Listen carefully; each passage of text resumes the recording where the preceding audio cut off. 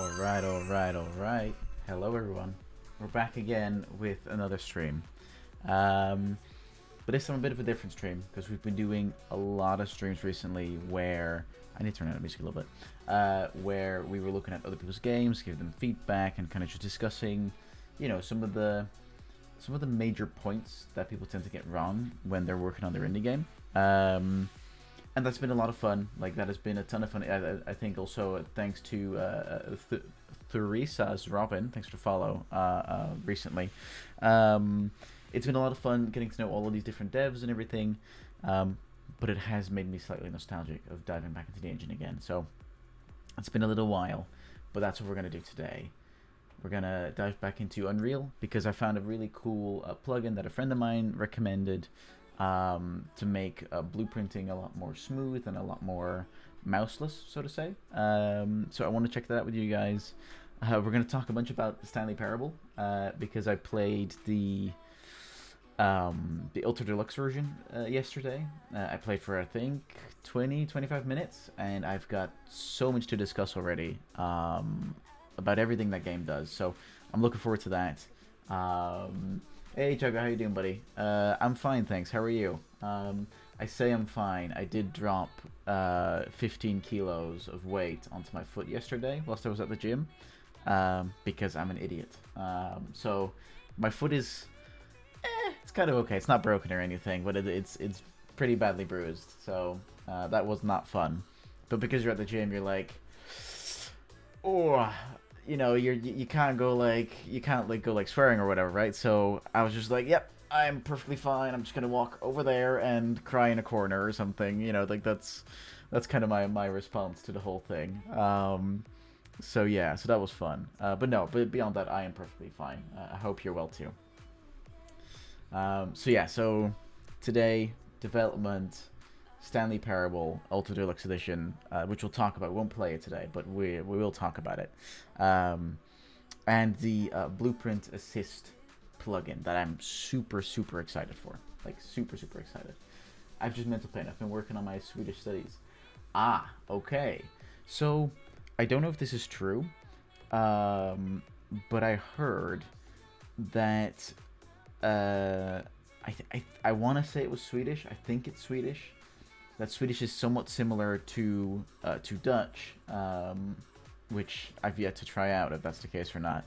But when I looked at Swedish, because, you know, obviously we all have those moments in life where we're like, I'm going to learn a new language, and then, you know, you download a language app and you start learning like 3 languages at the same time. I've tried Swedish at some point and I could not get through it. Like, it's just hard. It's just you need to put a lot of time into it, and then I guess that's with everything the case, right? But you need to put a bunch of time into it. But what kind of Swedish do you know? Share your Swedish knowledge, my friend. In the meantime, let me quickly switch.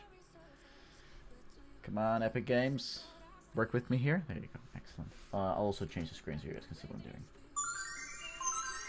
All right, excellent. Look, everything looks good. Yeah, everything looks good. So there's also this. There's the new free for the month, which I almost missed. It's been out for a few weeks already, and I had almost entirely missed it. So all of this looks great. So we're gonna get all of it because it's free.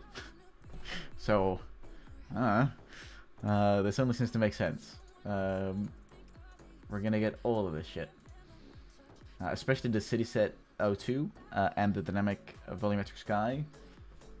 Excellent shit. So we're going to check out on that. So we're going to get all of that. Make sure it doesn't show my checkout information. That may be useful. Alright, 311 euros worth of free stuff. Hell yeah. I'll take it. Cool, it has been confirmed. Awesome. Swedish is second official language in Finland, so it is mandatory in lots of studies. Generally hated by students. Really? Okay. How different is it from the Finnish language? How different is it?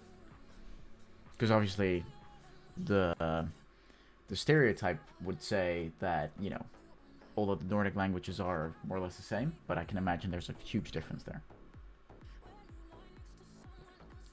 People do the same for Dutch and German. When you say like, "Oh, I'm Dutch," and so like, "Oh, what part of Germany are you from?" And I'm like, it's not even the same country. But you know, they think that Dutch. If you say it fast, people will hear Deutsch, and it's like, okay, I get it.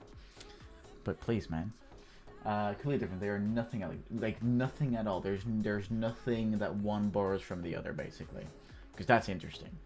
That is super, because between Dutch and German, there's quite a lot of borrowing going on. Like there really is. More so that I think Dutch is like an offspring of German, because they're all Germanic languages. And don't even get me started about Flemish. Like if you speak Flemish, you're basically speaking Dutch, more, well, a fancy kind of Dutch. Well, I don't know if it's fancy actually. Flemish is actually not that fancy. It just sounds fancy, but it's really not that fancy. Let's go with numbers. Right, I'm gonna pronounce those numbers. Ixi, Kaxi, which is extra funny for me, because K-A-K, kak means poo in Dutch, so excellent. Kolme, et, twa, and tre. Oh, right, so it's so it's 1, 2, 3 in Finnish, and then 1, 2, 3 in Swedish. Is that it? I'm gonna say that's it, and I want to say I nailed those pronunciations, even though I know very differently.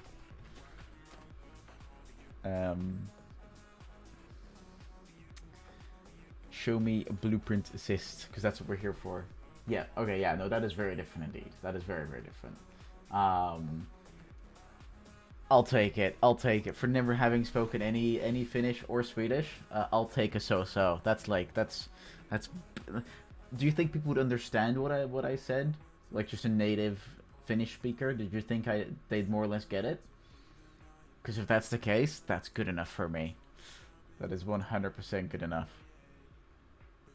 Possibly yes. Yes, I win. All right, awesome. That means I can basically go there and I can count to 3. Excellent. It's like halfway there. Come on, Epic. What's going on? You know what? Fine. We'll do it differently. We'll go here. Here we go. So, the plugin we're looking at today is called Blueprint Assist. Swedish is pretty close to Danish and Norwegian. Finnish is the odd one out. Right. Okay. Or just special in a good way, right? That could totally be it. So what Blueprint Assist does, it has a little bit of a presentation, but what we're much better off doing is going to the wiki, which is right here. Yes, I know I'm leaving. Because here, basically what it does, all it does is it adds keyboard shortcuts for common actions inside of blueprints, right? Which sounds very simple, and I mean, it is a very simple concept, but the execution of it is excellent. Because if we scroll a bit down, so there's simple stuff like pressing tab to open up a certain menu, using the arrow keys to move between selected pins. Now you think, okay, but I can do that, but you know, what's the use there if I'm still gonna have to click the links on those pins, right? Well, not entirely, because with control arrow keys, you can also switch between which node you have selected, and this is where it gets really interesting. You can auto format blueprints. If you click the node from which point you want to format the rest and press F, it formats it for you. Now that is excellent, because it means you can be messy, and then an algorithm will fix it for you. That is super neat. And I think that this plugin costs like $25, which really isn't that bad. And this is one of the main reasons where I was like, okay, I gotta get this. But not only this, because if we go a little further down, I love this one, delete and link. If you press Shift Delete on a node that is between 2 other nodes and connected between 2 other nodes, it'll delete that node, the selected one, but it'll keep the link between the first and the last node, which is excellent. And all of these little shortcuts are only going to save you half a second, maybe 2 seconds here and there. But if you count all that up, if you sum all that up over like a whole dev session of like 2 hours, that can easily save you 15 minutes or even 20 minutes.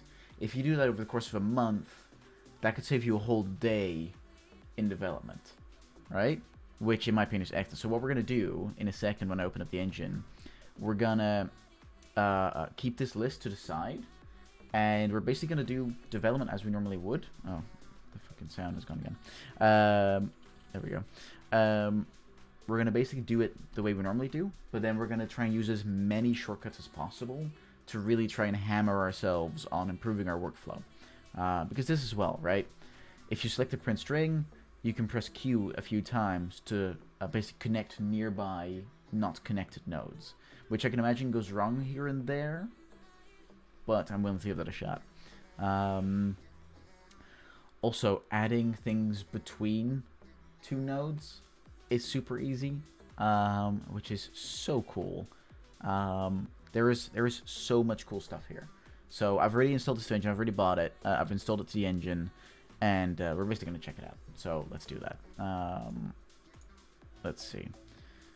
So in our project, and actually I forgot to mention that I did some learning on AI in Unreal Engine, and I've learned some interesting things. I've actually learned the basics now. So instead of just pissing about and trying to get things to work, I actually understand what some of the basic components do now, which means we can create a slightly more complex behavior tree that's gonna switch between some tasks here and there, and that's really gonna suffice for what we need in the coming time, right? So let me pull this over here. And now I think what I'm gonna do is that plus this one, and then what we'll do is we'll do this slightly like that, so we see a little bit more of the left than on the right. You guys can see most of that, I believe. Yeah. Okay, so what we're gonna do in order to make this happen, let's see, which of our blueprints has quite a bit in it. So I think our main character has a few things in there. Yeah, it has a few things in there. And quite a lot of unformatted stuff, if you will. So let's see, from what point are we? Should we format it from the branch onwards? So if I press F, no, Shift F, have I enabled it? Blueprint, blueprint stats, blueprint assist. No, I need to enable it. There we go. That was the part that was going wrong. Also, if you hear my dog barking in the background, it's because people are leaving and she is unhappy about it. So that's very much what's going on.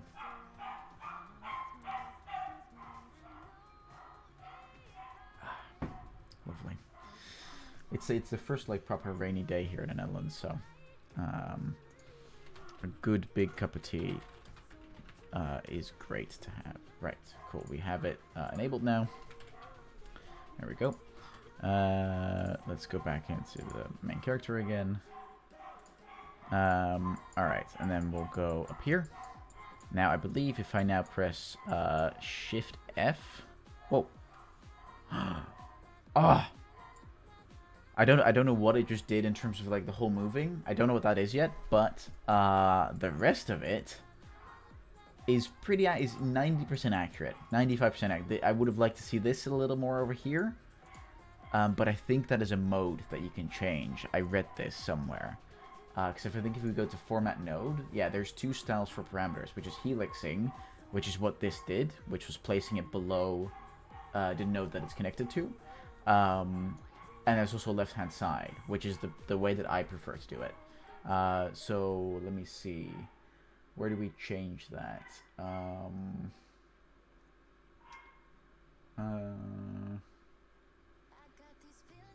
think we'll change this inside of the plugin settings, probably.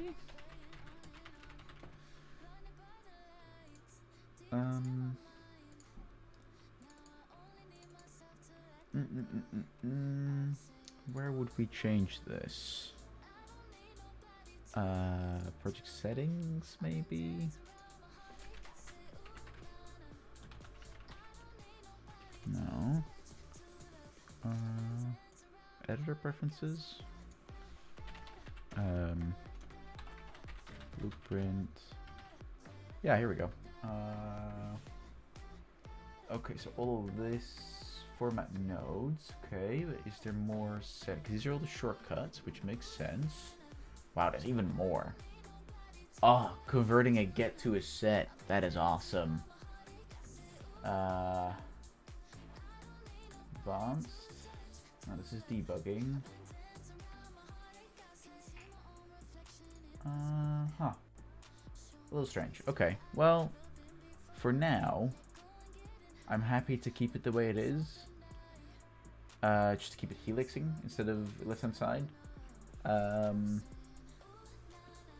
Oh, here we go. Wait. There are commands to forcing a formatting style. Format with helixing and format with left-hand side. Aha.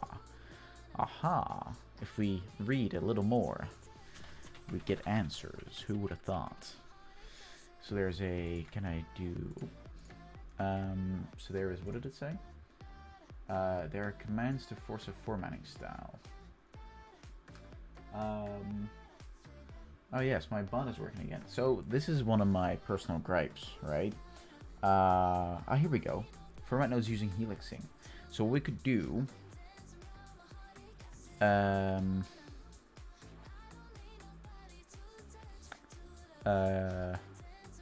forces LHS setting of formats nodes. Can we make this F? Oh shit. Can we make this F as well? F is already bound. Override? Yeah. I think this is fine. I think this is fine. I reckon this is fine. Let's try this for a bit. This is one of my personal gripes when it comes to Twitch or any kind of service, really. The amount of security steps you have to go through to change your password or to even just log in gets pretty intense after a while. Cool. And I think that's just a bit of a shame, honestly. So, I don't know. I spent like 20 minutes trying to figure out which email was connected to which account, which passwords I had for those accounts, etc., and it was just all just a bit of a ball ache, and I really didn't like it. Really was not very appreciative of that. I understand the security needs are necessary, but yeah.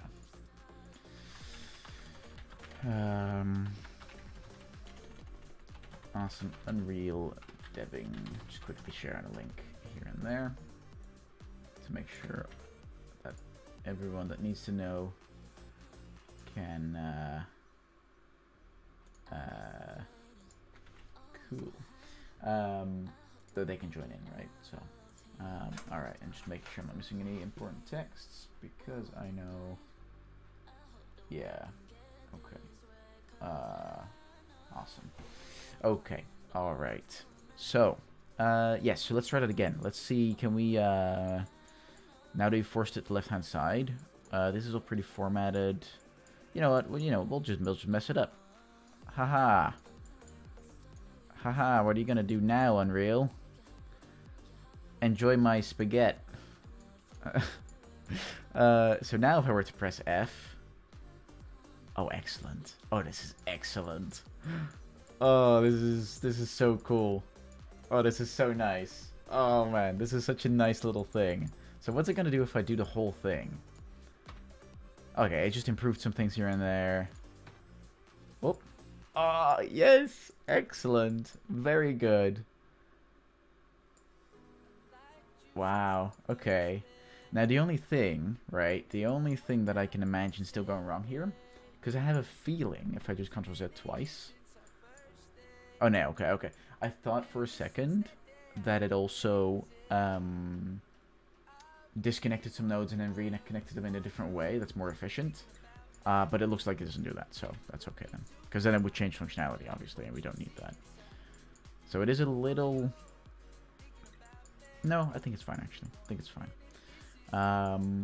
Cool, awesome. Alright, let's go back to the top so that we can still see the table of contents whilst we're working with this plugin. Because we actually need to add some comments here of what the hell's going on. Input action interact. Okay. Send a line trace forward into world space to check if there is an interactable object. There we go. Well,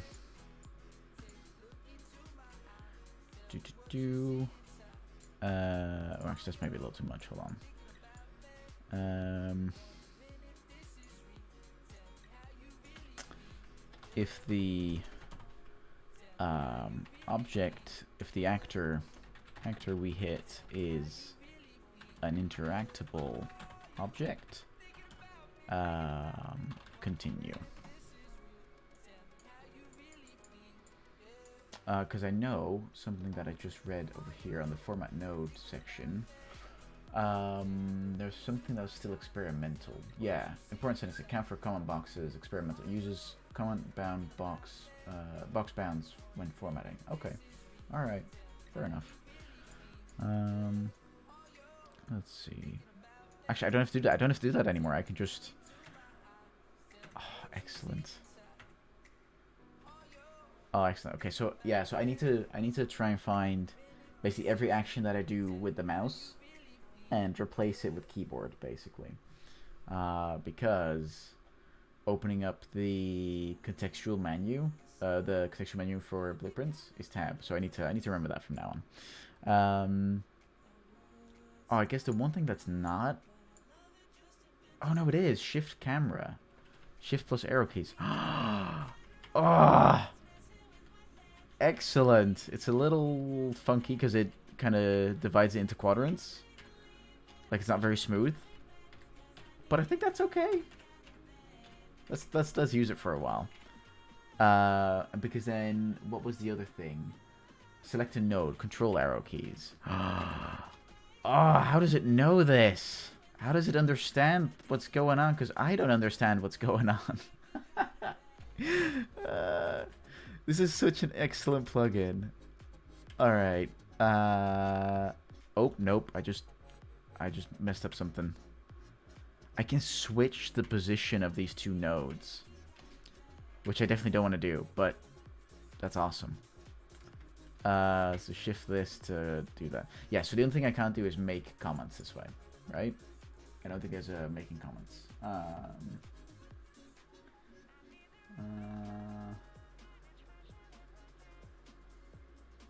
No. No, there's not. There's a full screen mode? Oh, okay. Well, that's a little bit with that messes a little bit with the Windows functionality. So fair enough. Okay, so that is a bit funky, but I do like it.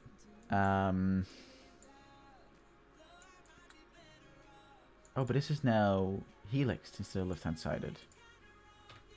There we go. Fix it. Okay, cool. Take the take the found actor, set it as the current interactable, and attach it to the player's socket, interactable socket. Interactable socket. Cool. Excellent. Oh, I love this. And then everything here.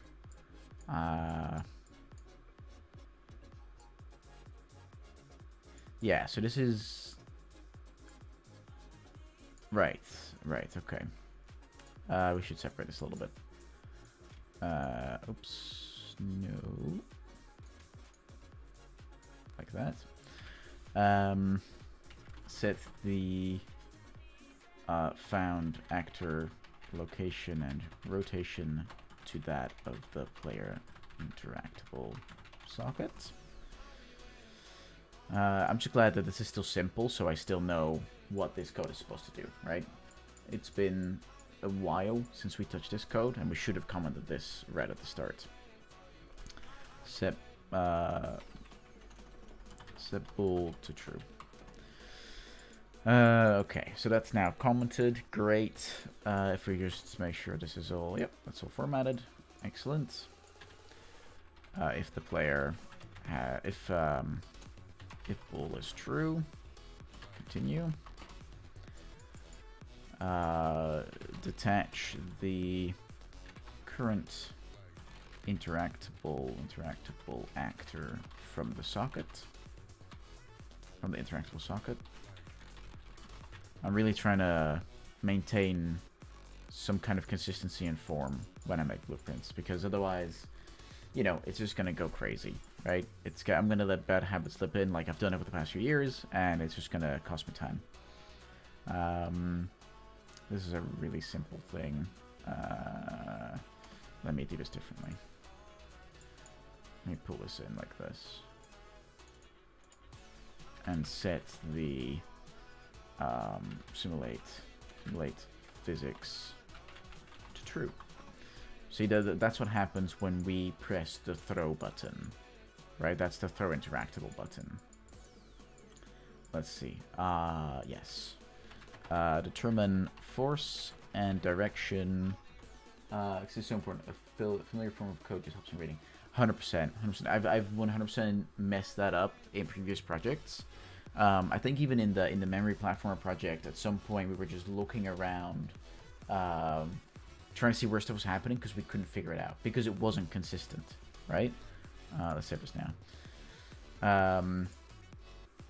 Blueprints are just the same. Yeah, they really are. They really are.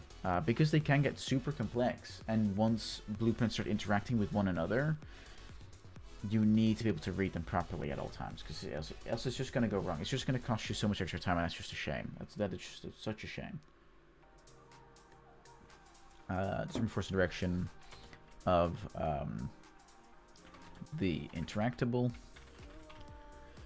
and add the calculated force as an impulse. There we go. And it really takes very little time to really oh, nice. I just zoomed in on the node tree I selected. Very good. Begin play plus setting references to the important actors in the game. Yeah, and it takes a little time as well to do it, right? It's just a matter of doing it. That is really it. I'm going to keep this all formatted the same because that's all fine. I don't think we need to do anything there, so that's all good. Okay, awesome. So now the only thing we need right now is to pull up our Asana and just check what the task was that we were doing, because I'm not entirely sure anymore. But so far, I really, really like the plugin. I really enjoy it so far. We're obviously yet to dive into actually blueprint creation with it, but you know, so far so good. Right, create a route spline that can be placed in level to indicate the route of the adventurer. Yes. What are we missing here? Implement new paths appearing, old paths disappearing based on the goal of the adventurer. Yeah, so I was thinking about this from a design perspective, because obviously, as a developer, we know where the adventure is going. As a player, we should also have some idea of where the player is trying to go, or where the adventure is trying to go.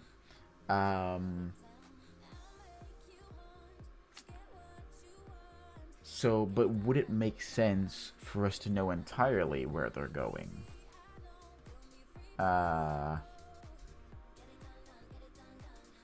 That's the part that I'm not sure about. But I guess that's one of the things we need to test, right? That's one of the things that playtesters will be able to tell us.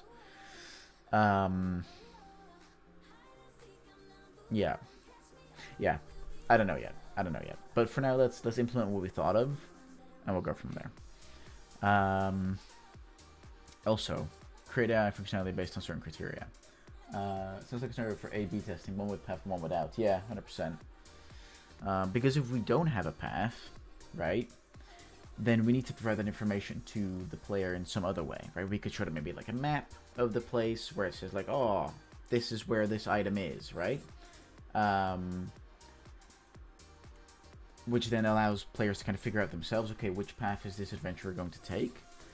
But yeah, that's, you know, that is, if players miss that map, or they don't understand the map for whatever reason, then that is a thing ruined, right? So yeah, it's something to think about for sure. Create AI functionality based on certain criteria. What a descriptive name I've got there. Original condition was proximity to the player, but maybe this could be something else, like the player has unlocked a door into the level. Right, I remember what this is about. Um, create AI functionality for the AI, for the adventurer to start moving once certain criteria are met. That is a much better name. That is a much more descriptive name. Which, by the way, leads me straight into showing off what I have learned for AI. So, previously, our I'm going to disconnect this, for which I just use the shortcut D on my keyboard, thanks to this new plugin. So previously, our tree looked very different. I don't know if I have a picture somewhere, but I don't think I do. But now I actually have something that actually looks proper, and I'm actually really proud of it too. Also, I don't think I need to loop this times 10. I think I can just do the move too.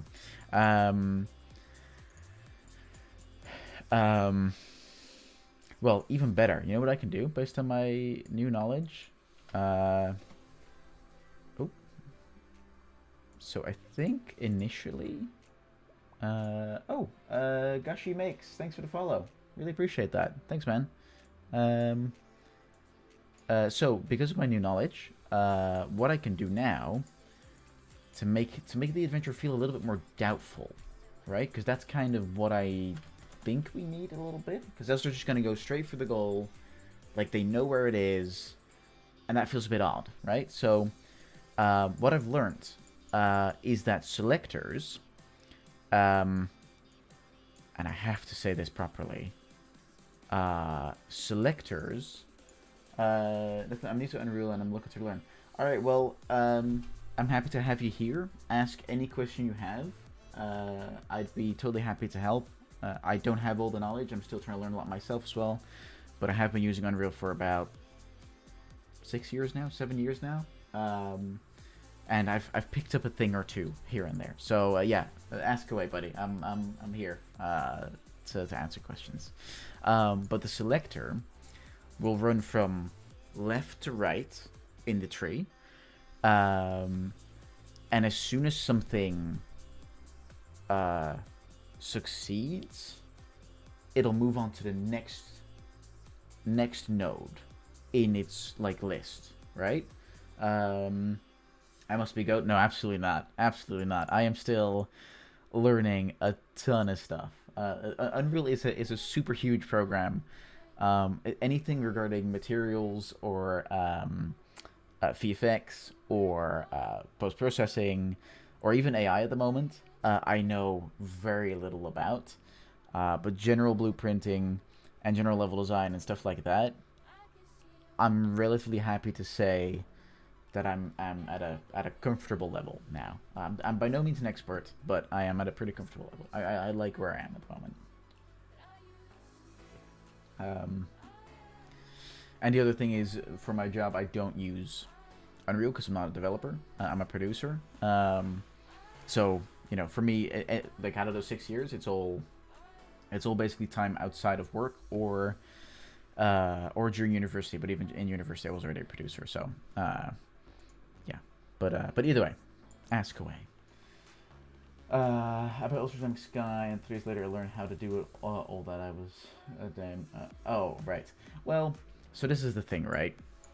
When you buy things, I highly do recommend it. Mainly because it allows you to already look into what other people have done and learn how they did that. So I always highly recommend that. Something else I'd recommend, something that I'll show you right now. It is a tutorial series that I followed to really get started with blueprints properly. Where is this man?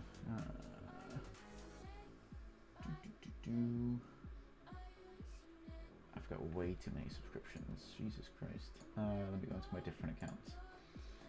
Because this tutorial series was so good. It was so good. Or it is so good. It still exists. It's a little older now, but it definitely is still amazing. Here it is. So, basically, can I? There we go. So this is an ad, which I'm just gonna mute, but I can't can't stop it from playing. So if you guys looking for premium hotels, this provider, and other providers are very much available. I know I am not sponsored. I think I've covered all my bases now. Oh, Jesus Christ, another ad. Fucking Christ. I think YouTube said recently they're going to try 5 back-to-back ads. So basically what this tutorial series does is it goes through popular game mechanics and it shows you how to make them inside of Unreal. And so it starts with, let's create Genji from the popular game Overwatch, but it also goes into, there's a lot of Overwatch examples, but there's also some more, like generic jump pads and collectibles, particles and sound effects. There's Titanfall 2 wall running, Half-Life 2 gravity gun, beginner AI, all that kind of stuff. So let me, because I think this will work because I am the channel owner, I think. Yeah, there we go. So that's the link, that's the direct link to the tutorial. I'd highly recommend it. They're pretty easy to follow. The guy is super helpful in my opinion. Yeah, if you go through each of the videos, oh yeah, also super hot, super awesome, right? Super awesome to see these things come to life. And all of the videos are anywhere between 10 and 30 minutes, which in my personal opinion is the perfect length for these tutorials. But yeah, really awesome stuff. And then if you're done with this one and you feel like you want more guided learning, which is totally fine, there's also a second season, but there's only 2 videos in that season. I don't think he ever finished this series, but yeah, there's 2. So yeah, but anyway, that's what I'd highly recommend. So back to behavior trees. So yeah, the selector will run from left to right through all of its nodes that's connected, and it'll only skip to the next node in its list when the previous node has succeeded. Yes. So in this case, as soon as the let me make this go down. As soon as the decorator, which is just basically like a if condition, it's basically a boolean. That's really what it comes down to. If it has found that the main character is within the proximity radius,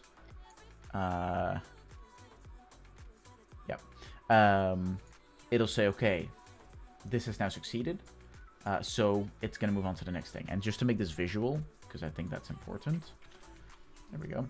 If I zoom out a little bit, we'll see this in action. Because if I press play, you can see that right now, the root is checking that decorator to see if the player is really in proximity or not. And it checks every second, right? Now, if I get close enough, it's going to all of a sudden say, oh yeah, it's close enough. Now, there is a problem there, but that's something I'll explain later. If I just turn down its speed a little bit, because it's super fast at the moment. Character movement, which is here. 120, please. I was watching water in Unreal Engine, and it's not good. Really? So there is really awesome water shaders that can be made in Unreal Engine, but obviously they require a ton of work, right? That's always the case. So now if I go close enough, there you go. You can see. So the only thing that it doesn't do, which is true because I set that up wrong. Yes. So let's fix that first. Let's introduce that uncertainty for our AI.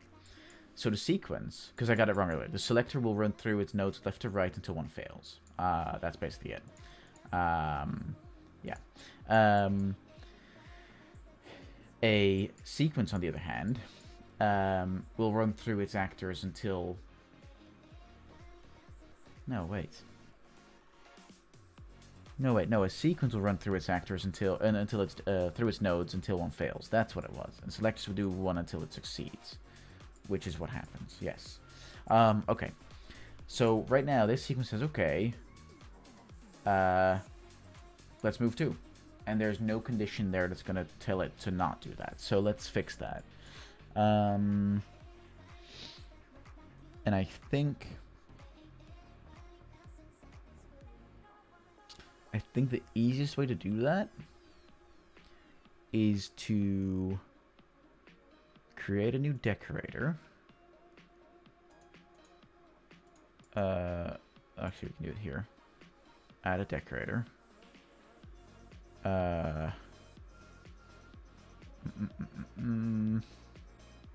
We could use a pre-made one, but I need to check what that does. I was thinking the first thing you need to make when you're making your game is the map, and then I saw GT 5 to 6 leaks, and I got so the first thing that I'd recommend doing when you start making your game is to find out what makes it fun, regardless of map or boss fights or anything of the kind. What are the actions the player are gonna take that's gonna make them have fun, right? In GTA, GTA is not example. That's a really bad example. Because GTA relies on a whole lot of other factors than just the actions the player takes. But if we look at something like Stardew, in Stardew, the first thing that players do that is fun is harvesting. It's cleaning shit up and harvesting fruits and stuff and vegetables. And that provides them with enough fun to go and explore the rest of the game. So always make sure that those basic actions, the stuff that the player is going to keep on doing over and over and over again, that is fun. If we look at a different example, Call of Duty Zombies, for example, or just Call of Duty as a whole, shooting and moving takes up about probably 90% of that game, maybe even more. The movement feels smooth and fast, which really helps, and the shooting feels satisfying. Like there's a reason why there's hit markers on screen and why you hear that little toof sound when you hit something. It's because that has to be fun and satisfying before anything else matters, right? So that's also what I recommend. So the time limit, observer abort self, time limit is 5. Let's do 2 seconds so we can see if that works. So we're gonna allow him to move.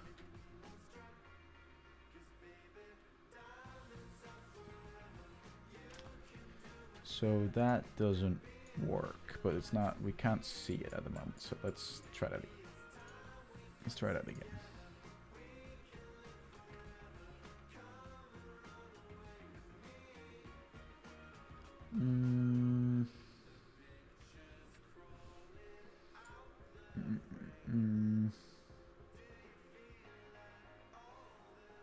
With my friend, it was not best looking game, but it was most fun game I've played. Yeah, and I think that's totally fair, because also for Fortnite, the core was a lot of fun. So this doesn't work. And the reason for that is that after it aborts itself, the sequence will again check to see, okay, is this okay? Is this failing? And it's not, because it has already failed. So that's why. So we need to make something custom. That's really what we need to do here. Oh, nope, that's not what I wanted to do. I wanted to add a decorator, and I want to add a custom one, which I can't do this way. Oh yeah, that is really annoying. So I need to go here. Blueprint, decorator. Just a BT decorator. Oops.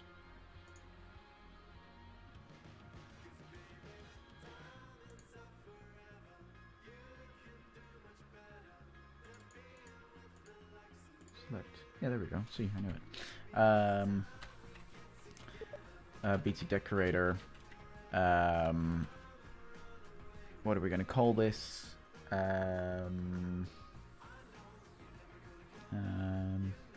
Has player, no, not player, has adventurer,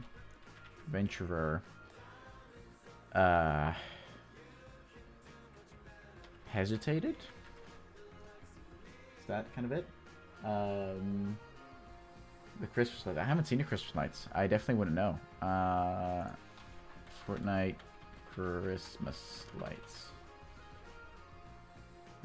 Well, I'm getting other stuff now. Yeah, I don't think... Oh, yeah, right, this kind of stuff.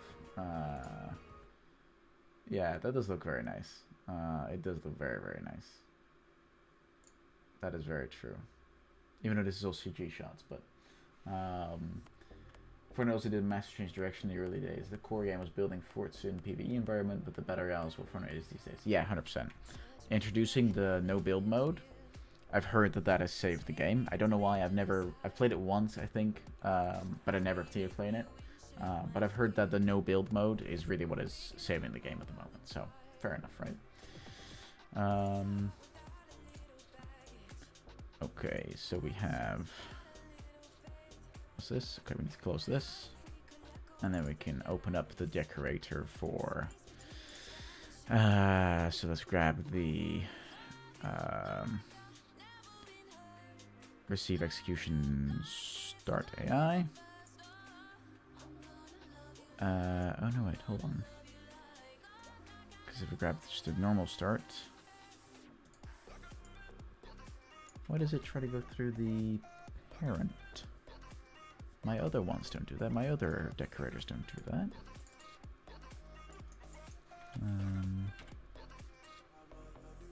Oh, right, because I'm doing it wrong. Right, hold on. It is the condition check. There we go.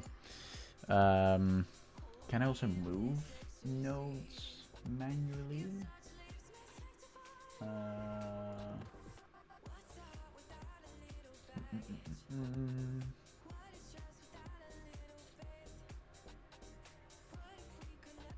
No, I don't think so. No, I don't think so. So if I select this, yeah, no, this is just camera view that I'm switching. Okay, fair enough. Then we'll have to do this, and I can disconnect it like that, and then I can do tab.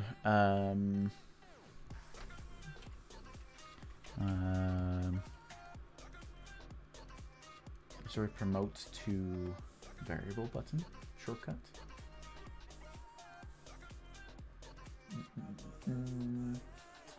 Chad the Alpha Male. Hey buddy, how are you? Sorry, I missed your message. Hello fellow adults. Yes, we're all adults here. Let's see, Gashi. I opened Unreal Engine to get 40-50 FPS with my RX 474 GB and Fortnite 180 to 200. Yeah, so Fortnite, but Fortnite is kind of cheating in a way. Because the one thing that Fortnite has, which any other Unreal developer does not have, is, well, it's not entirely true. Some bigger companies do have this, but Fortnite, obviously, as is made by Epic, they have a super custom instance of Unreal Engine that they've basically branched off of the main Unreal Engine branch, which fully fits their needs for such a game, right? So it's not like they've just done general optimization really well. They've optimized the entire engine running behind it, right? The entire rendering pipeline, everything is custom made, or, well, almost entirely custom made, based off of Unreal Engine to fit Fortnite and everything that they need to do, right? Which is super clever, and Epic can because, well, they made Unreal Engine, so, you know. But I know that there are other companies that have this as well, but not to the same degree. Obviously, Epic keeps their cards close to their chest, because of course they do. But yeah, that is why it runs to it. Yeah, for sure. And to be fair, there is a lot that, you know, that anyone can do to optimize their game, 100%. But yeah, it's going to take a tiny bit more effort, probably. So that is definitely the case. Alright, so one thing I have already found out about this plugin is that it doesn't replace everything, right? Okay, so I just need to double check what I did here again. Oh, well, I've made one mistake already, which is excellent. Oh, this is an entire function, isn't it? Yeah, it is. I need the AI version, because I have a controller as well, right? Are you developing me lowered? Yes, I am. The reason why I sound hesitant is because I also do AAA dev. I'm a producer at a company. And And so I kind of get the best of both worlds, really. I like to do my own stuff on the weekends and in the evenings, and but I can base a lot of what I'm doing on everything I hear during the day at my job, right? Which is just super awesome. I'm definitely not GOAT, definitely not. But yeah, I've been using Unreal for about 6 years now, 6, 7 years. Wait, let's do the actual calculation. I started using Unreal in 2016. It is now 2022, so that's 6.5 years. 6.5 years. There we go. That is it. There we go. We've done the math. The math was done. It is correct. So yeah, but yeah, that's I hope that answers your question. And I've done AAA dev for about 3.5 years now. And yeah, 3.5 years now. Yeah. And indie dev for all that period before and after. So, all right, go on, pitch it to me. I'm excited. I'm very excited to hear your idea. In the meantime, I need to actually do something rather than just constantly just moving back and forth, right? But yes, do pitch it to me. I'm looking forward to this.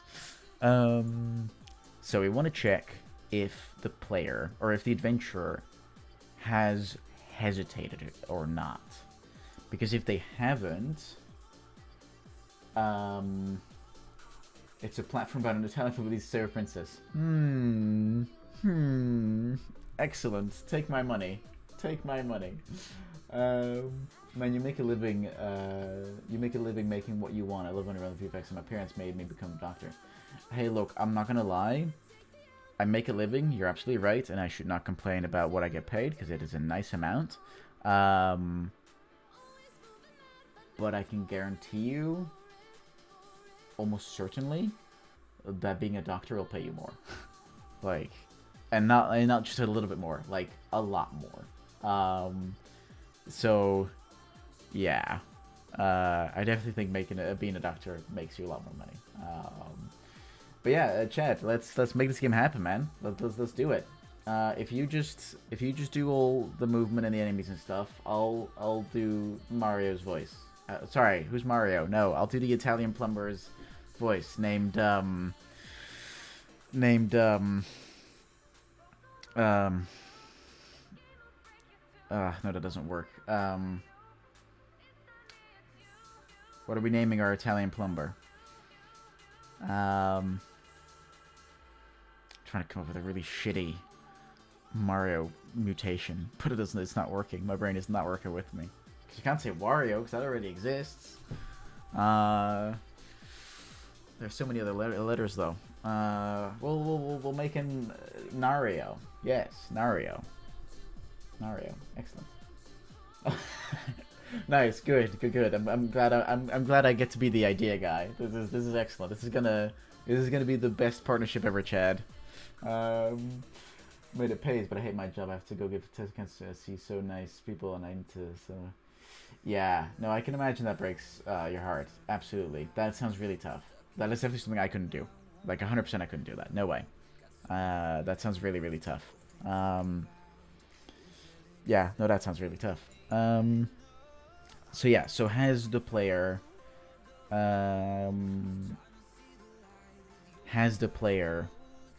hesitated? Yes or no? So what we need to do for that, we need to go into the main character, and we need to create a variable, a boolean, that's called has hesitated. And the default for that has to be false. Has to be. Then we're going to go into the control pawn, and we're going to retrieve has... No, we can't, because it's not specific.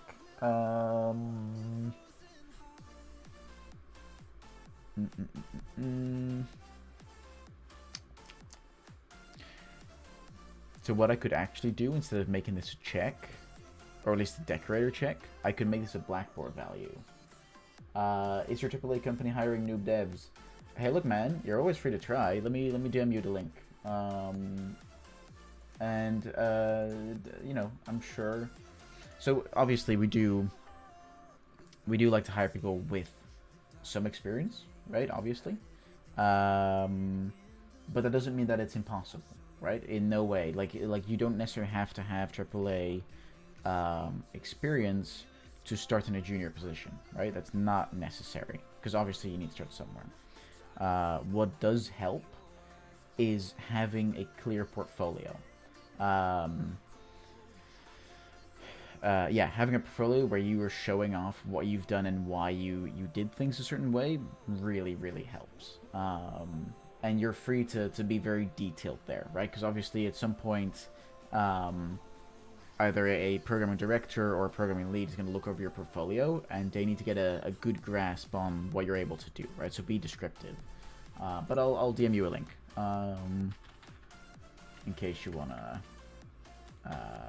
apply, because we're always looking for people. We're looking to grow. So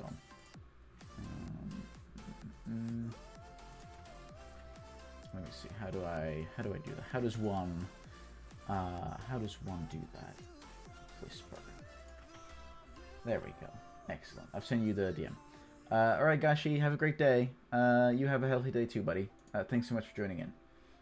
All right. There we go. I've sent you the link, Chad. Okay, so instead of doing this, let's make it a Blackboard value instead. That's going to be much easier to check. Oh, no, wait. Oops, that's the wrong one. This one. There we go. So we can remember this one, and we need to go into our Blackboard. This one. But wait, have I done that?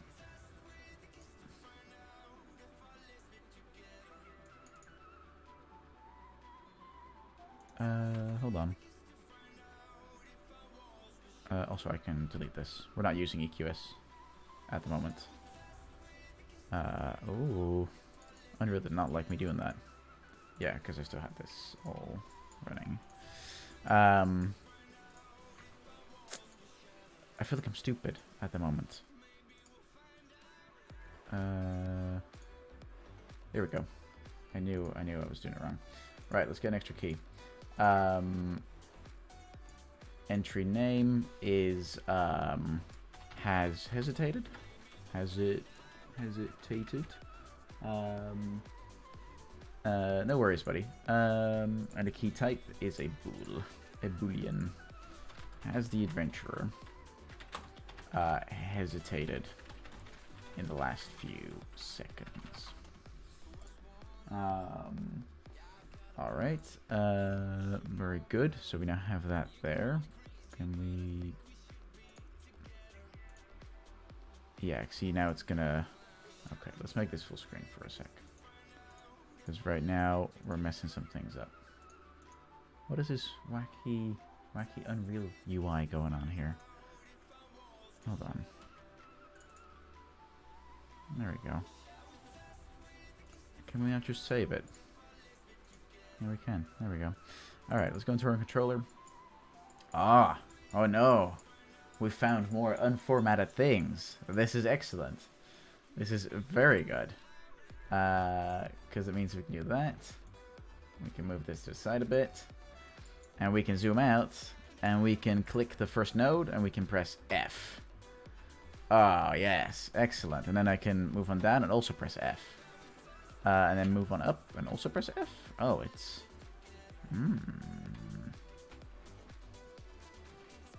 oops, nope. Wrong key combo. Ah, interesting. Okay.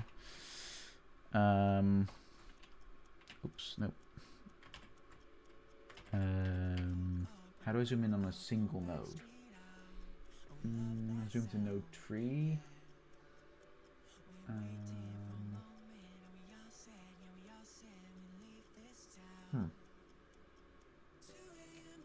Apparently I can't. No. Okay. So that's something I have to do with the mouse. Okay. Alright, so this is now somewhat formatted. It gets a little confused because we're reusing things here. Which obviously makes sense that it would get confused over that. So, you know, fair enough. But it does mean that something we need to do is yeah, something we need to do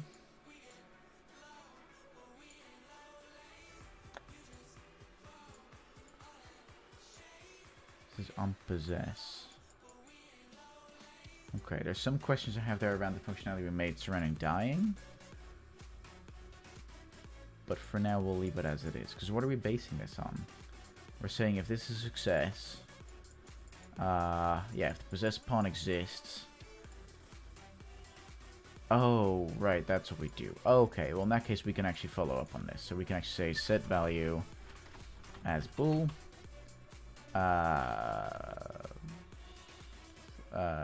Yeah. And then... like that. If I press Q...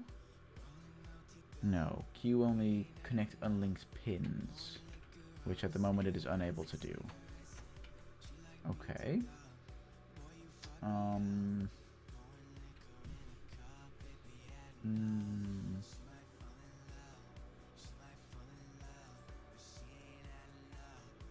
Link to hovered pin. Control Shift. So if I move my mouse here, Control Shift Q. Nice. I could have done that way easier, but fair enough. Yeah, there we go. Excellent. Okay, but now I do need to actually do some mouse work, which is here. Promote this to a name called okay,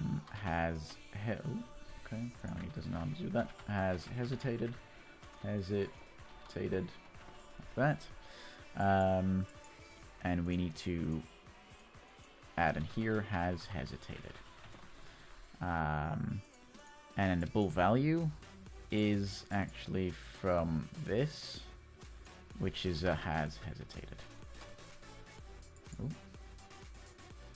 Yeah, so the formatting introduces some wacky little issues. So if I just, from here, go Shift F, or F, just, yeah, F generally is fine. There we go, that fixes it. Okay, so that is set there. Excellent. Now what we can do in the behavior tree, we can say on here, we can add a decorator called Blackboard. And then we can say, it's not self-factor, but it has hesitated. And then isSet will basically check for whether or not the key is set to true or not. And then when it is,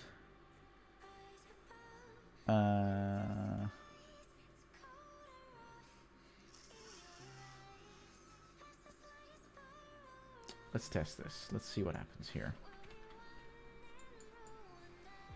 Because this might be where I need a bit of help, I think.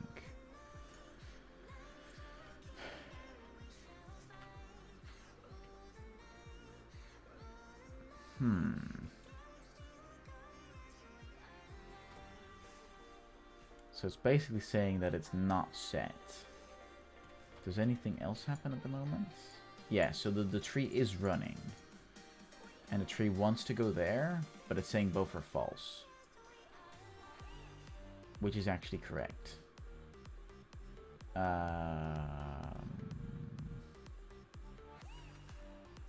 Yes.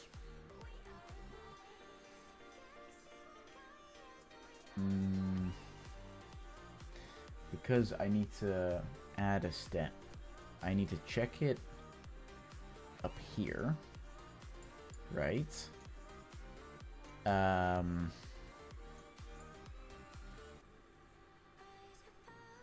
No, I need to check it here. And then if this is false,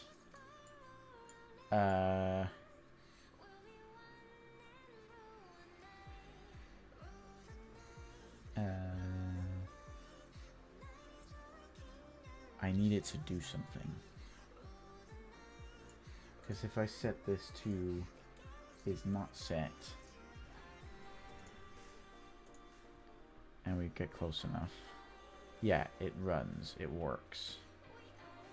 Because it is not set, that is true.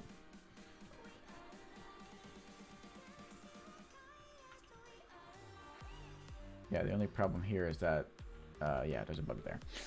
Okay, alright. Let's think about this.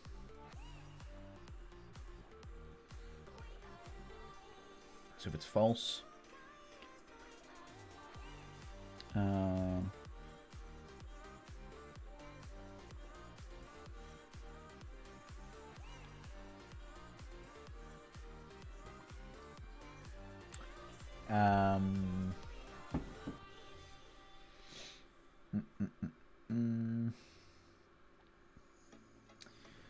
Okay, I have a theory.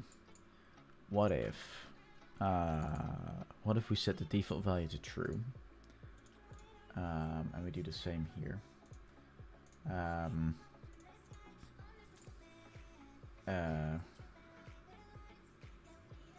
Yeah, if we set it to true, then it means it's gonna run, right? So we're doing the same thing. But then I want to add a task that basically sets the value to not true after a delay. That's what I want to do. But before I do that, I want to double check. Also, something I didn't realize, Gashi was the 100th follower. I completely forgot about that. Because right now, if I were to refresh my stream, let me see. Yeah. Oh no, wait, no, see, no, wait, it's still 99. Wait a minute. Oh, I don't know. It doesn't matter. Gashi was a follower, and that's all that matters. I need to go into YouTube, and I need to find. Where is it? I need to find a tutorial that I found from Unreal about AI in Unreal Engine 5, because it was such an excellent presentation that I was like, holy shit, this is excellent, this is really, really good. There's AI perception, Blackboard stuff. Here we go. So a sequence executes every child in order until one of them fails. A selector finds and executes the first child that does not fail. Aha. Aha. So the sequence will stop entirely if one of the nodes fails, if one of the child nodes fail. Whereas a selector will find the first child that does not fail. So with that in mind, we could say, instead of making this a sequence, we could make this a selector. That goes there, which is going to run through stuff like this. Find and execute the first child that does not fail. So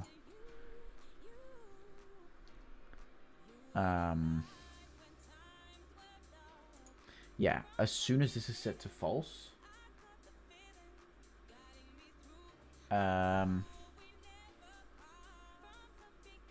it'll skip to the next child. It will. So if we add a task here, blueprint BT task, this one called BT task reset adventurer hesitation, to which we need to say receive execute AI. I don't actually need the parent bit. And then we just need to say controlled pawn. No, we need to first have a delay of, let's say, for now, a second. And then we need to get... no, we need to cast to AI main character. I didn't want to do that. So can I delete a link? No. What are the... Disconnect node execution. Control D. There we go. Yeah, excellent, okay. Oh, actually, no, hold on. I could have done it easier. Hold on.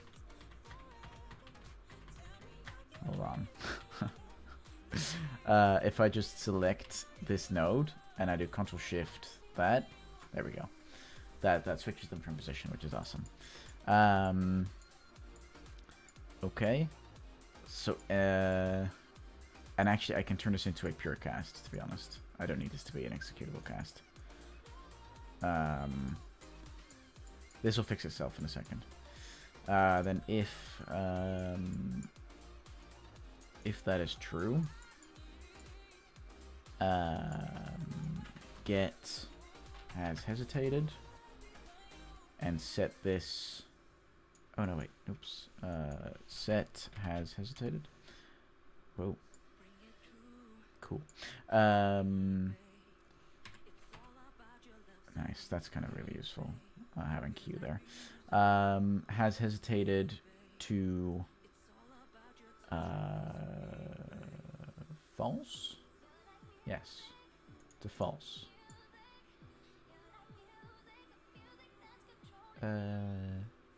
Yeah. Yeah, false. Now this delay is going to cause issues. I know that it is, but that's okay. I'm okay with that. For now, I'm okay with that. Just to test this, I'm okay with it. So basically, I need to add... oops.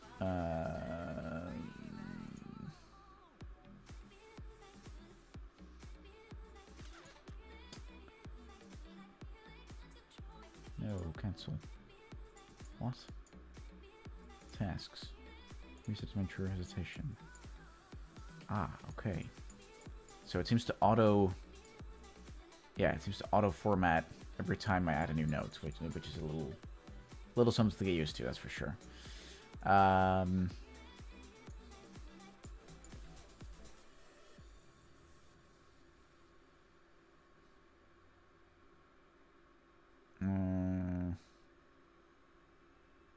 Is this true? Am I doing this right? I think I need to change the order of these. I think. Oops. There we go. Let's zoom out a little bit. Let's see what happens.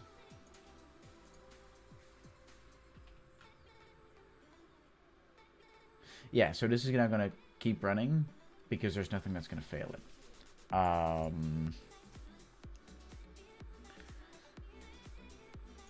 What I can do, though...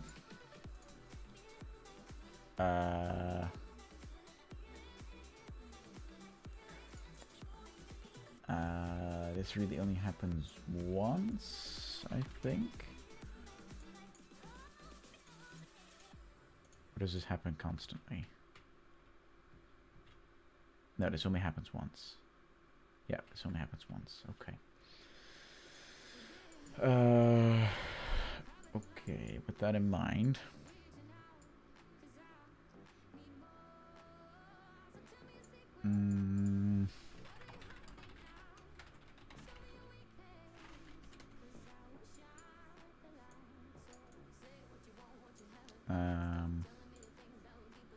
that does not fail. Okay, success. No, because we need it to fail. Right? Yes! It works! Sort of, I think. So yeah, the AI is still very broken, but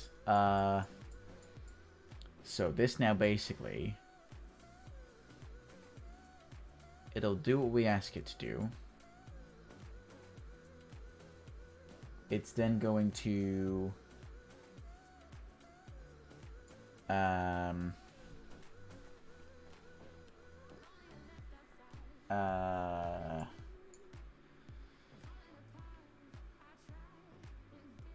wait, hold on.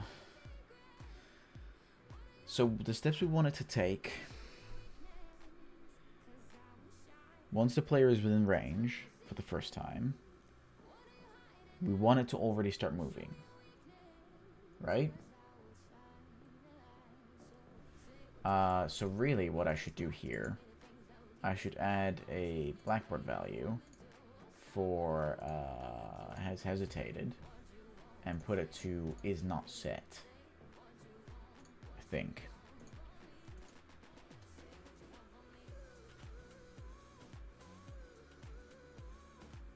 Yeah, and then in here I actually need to say set this to true.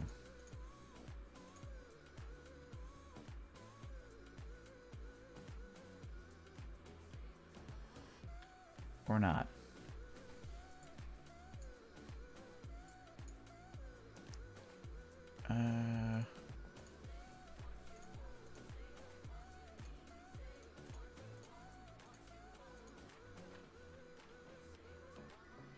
Yes, okay, there we go.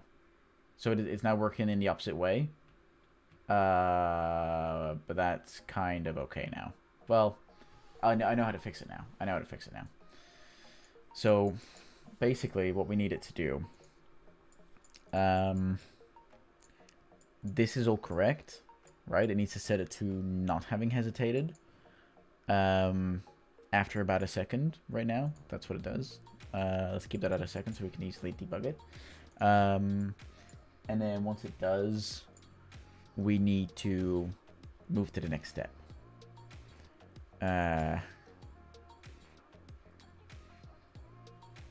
But what is even more important is to ensure that this is not default true.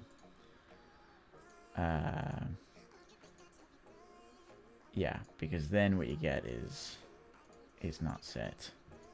I believe then it works. I think.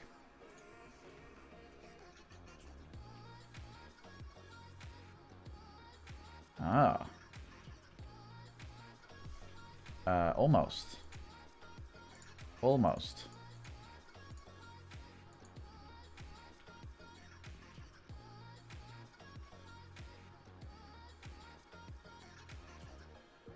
So it's now skipping the middle step. And I'm just wondering why. I'm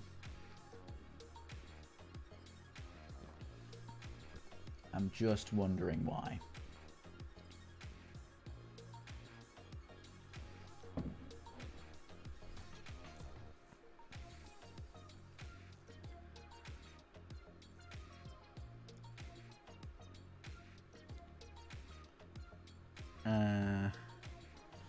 Because I do set it, right? Yeah.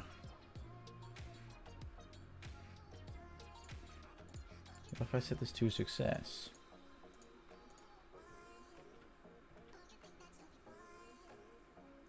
Oh no, then it's stuck. Okay. Okay, so let's run through that again. The selector will execute the first child that does not fail.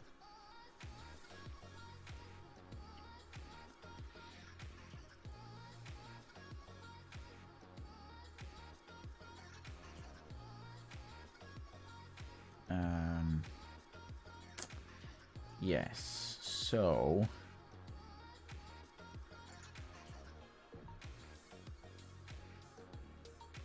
and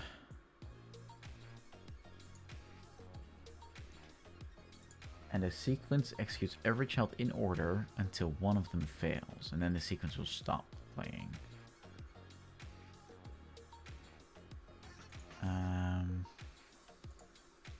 Is there a visual with this? Yeah.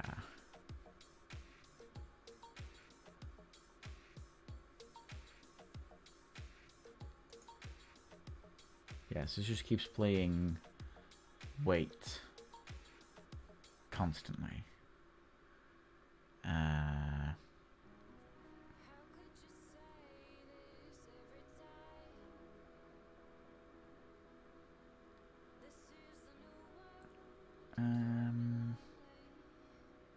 So is there maybe a combination that we can do? I feel like there's a combination here.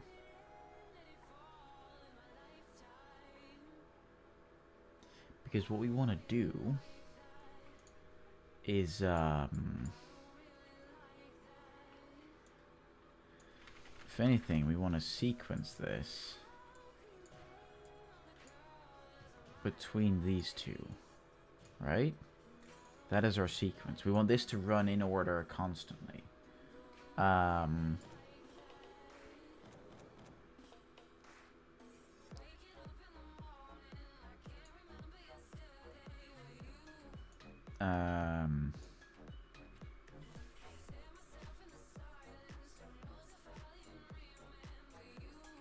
It'll take the first actor Alright, I'll take the first node that does not fail. Selector. Okay. So if we look at that in action,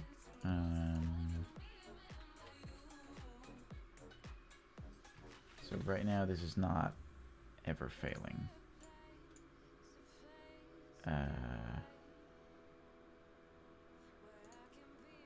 Let's check that again.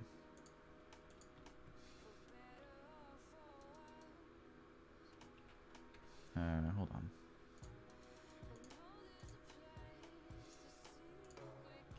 I'm inverting it again. I know I am. Aha.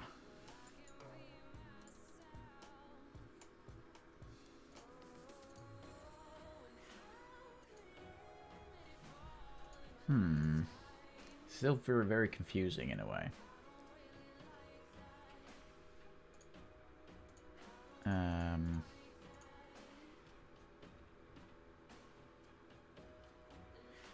Yeah.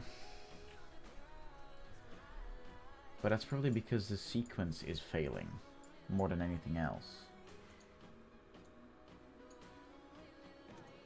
I think that is more it, I think.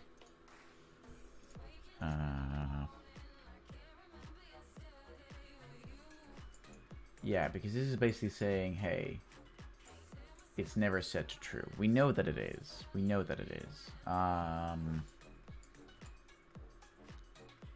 And it tries to switch, but it notices that it's false. Yeah, we can see it kind of like flash red on the right hand side there.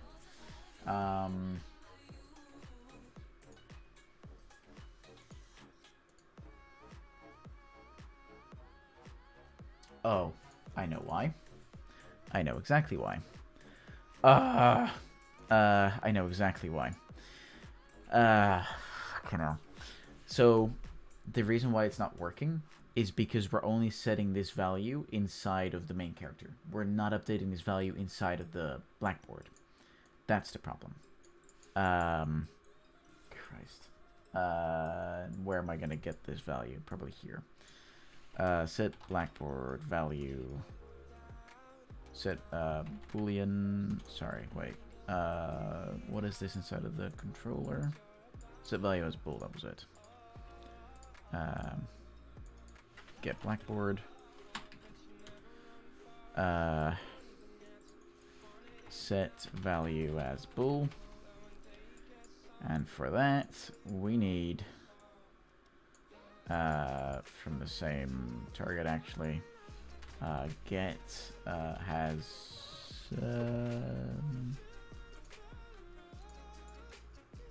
it's here. The variable name is here.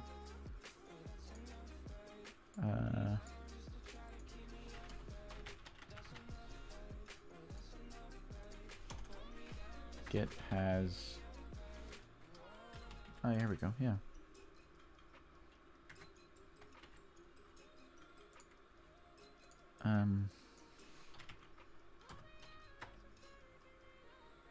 Why does it not allow that? Oh, I know why. Duh. Cast to a IC adventure controller. Shift D. Hold on, what was that? What was the command again for? Not deleting link, just unlinking it. Disconnect node execution. Control D. There we go. Excellent.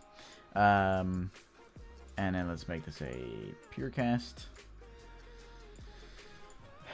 And then we actually need to move this back a little. And we need to make this an AND, because both of them need to succeed. Else it's just not fair. It's not about fair, actually, sorry. Else it's just not right. Treating my blueprints like people. Excellent. Okay, let's have a look.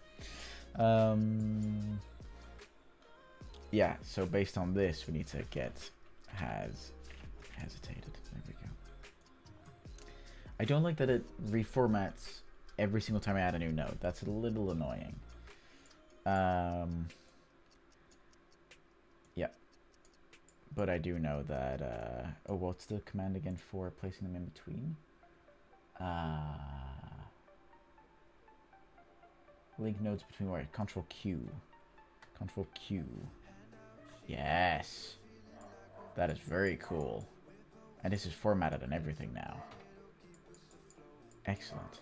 So now that we're actually updating the value inside of the blackboard, which is the part that we needed to do, this will have very different behavior. I don't know if it will be correct, but I know that it'll have very different behavior all of a sudden. Yep. Okay, so that works almost. That works almost. Yeah. So we can't do the weights part, I think.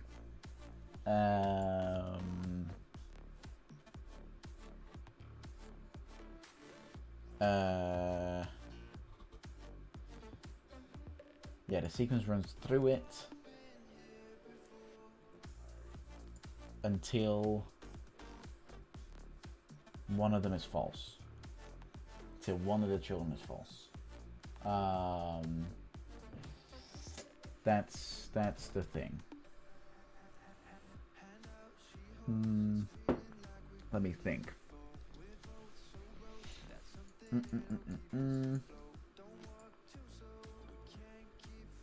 Blackboard base condition.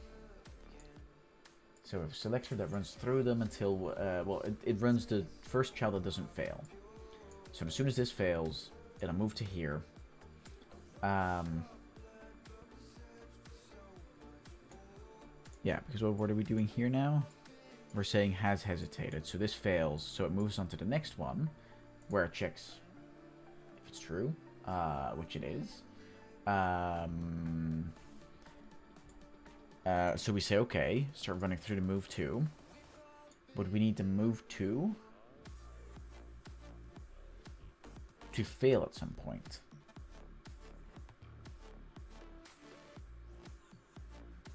And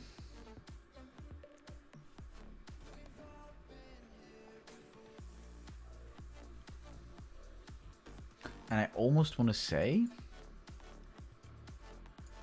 this is a really probably bad and dirty solution, I think. But we can flip-flop this. And then we can basically recopy this whole section here.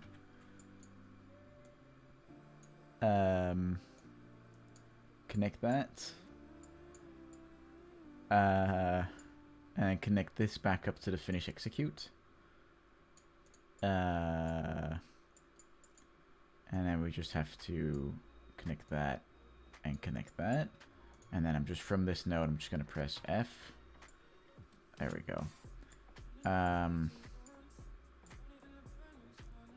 Yeah. But then on B, we need to say, okay, it's no longer hesitated. Oh, whoops, I need to... Where is this coming from? It's coming from... there. This one. There we go. It looks a little dirty here, but it's okay. I'll take it for now. Because then what we can do... yeah. We can basically say task reset adventure hesitation. And we can remove the weight. I think. This is a big if. Yeah, this is a big if.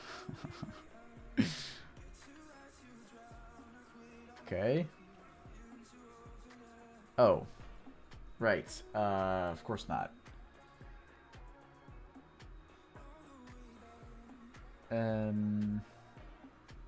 It does work. That's cool. But this, of course, doesn't finish until everything has happened, basically.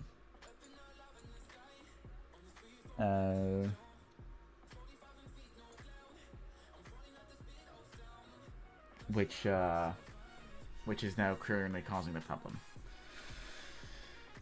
Uh,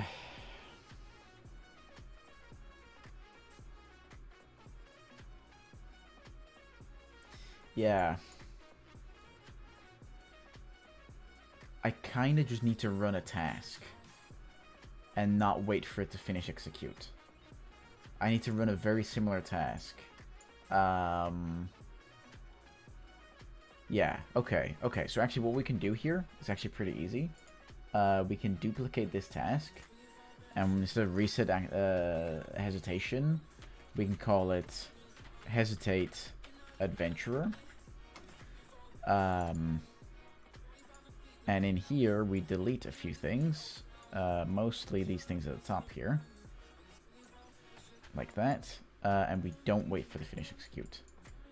So instead we only do this on true. There we go, the whole thing is reformatted, and we don't need to wait for the delay, I think. Actually, let's see what happens.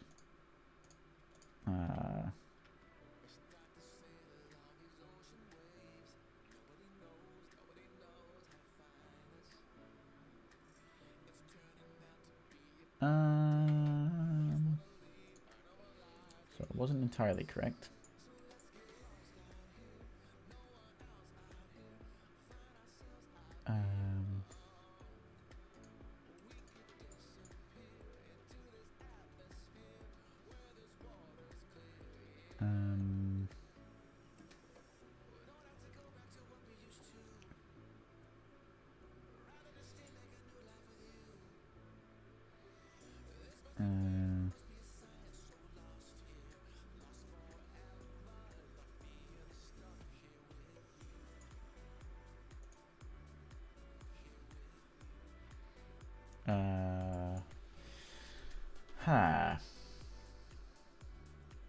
I'm a little confused.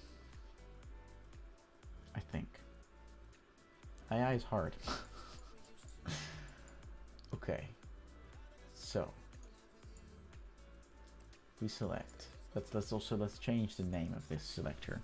Has the AI hesitated?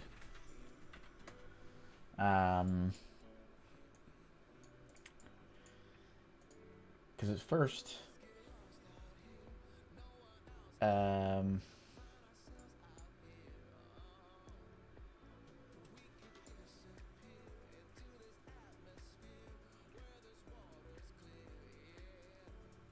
yeah, so this is where it's going wrong, I think.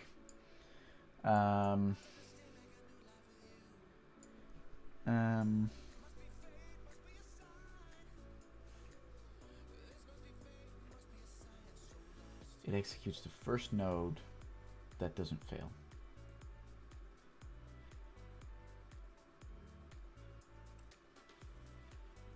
But we need something to make it fail, which we're doing, right? We're saying, okay, after a delay, it's gonna change.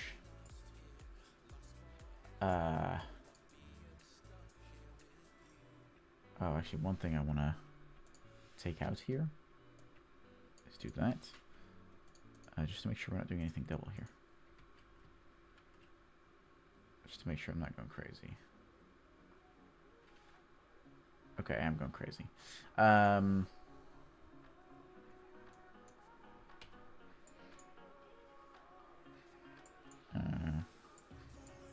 Blackboard is directly from here. Oops. Like that.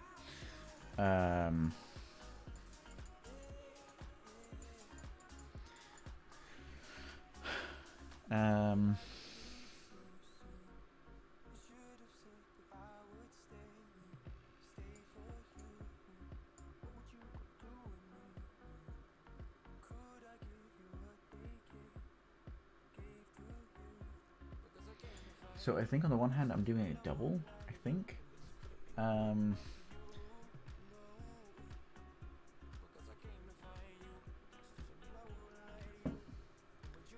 Because it's basically looking for whether something fails. So theoretically, if I remove this blackboard condition and I leave this finish execute node on not being successful, that should mean that the node fails and it moves on to the next thing.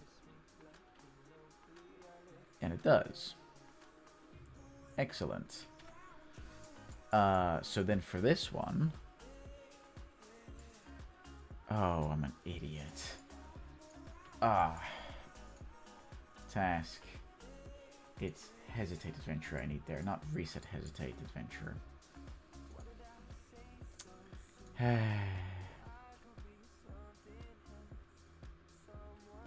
Okay, now it's waiting there. Okay. Now, here's the thing. If I go into this one, and I make sure that the finish execute is set to successful. If I set it to successful. Yes. Okay, so now it almost works.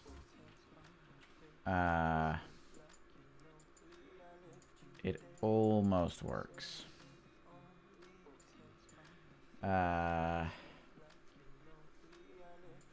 Because the only thing it now doesn't do...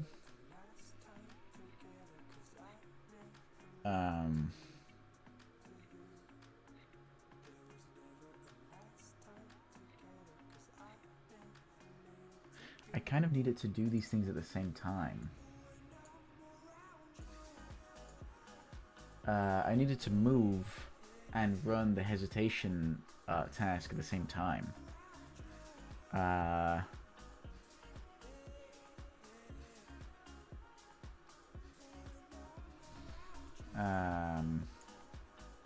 Which the only way I can imagine doing that is if I take the finish execution task and I move it all the way to the start, like that.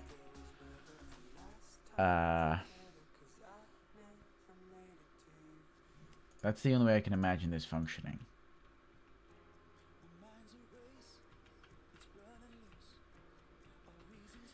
Yeah. So it does and it doesn't. Also, I see that I spelled this wrong, which is super annoying.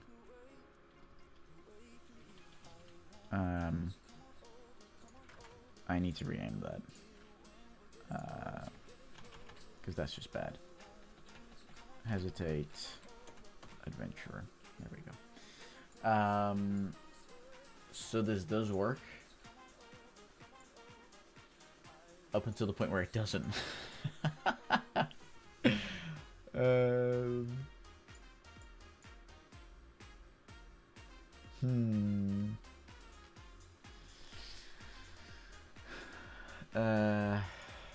This is also kind of the reason why I don't like Blackboard-based conditions.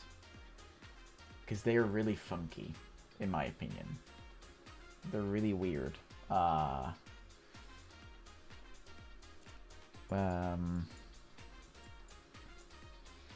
because I'm basically setting this to false. Yet the Blackboard-based condition still recognizes this as true for some reason.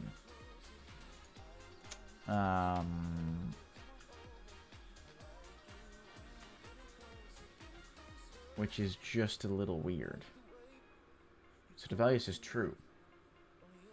But we both know that the has hesitated value on the blackboard is set to false at the moment. It is set to something, which I guess, if that's what you're looking for, it's true. But that feels funky. So what we'll do instead, to make this easier,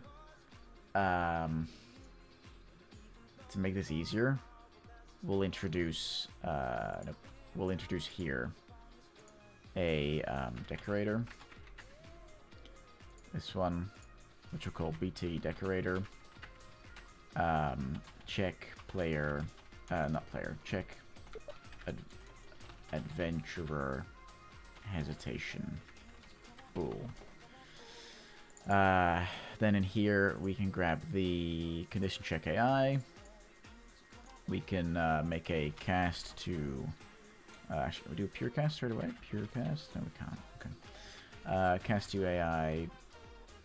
Oopsie doopsie. Cast to AI main character.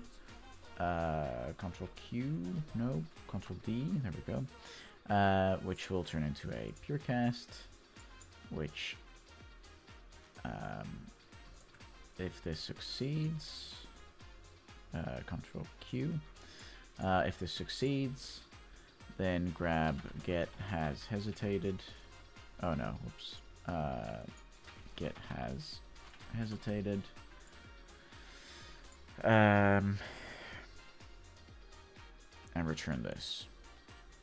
Yeah, that's all we have to do. And then in here we can add the decorator. Like that. Yeah.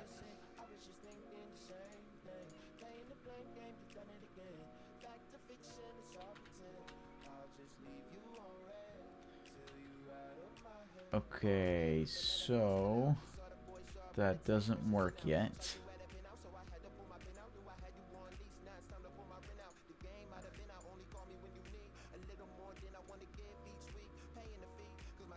Why doesn't that work?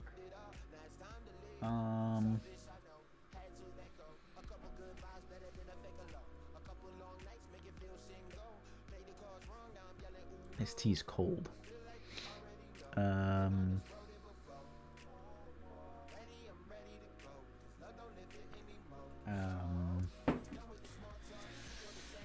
Let's have a think. Why doesn't this work?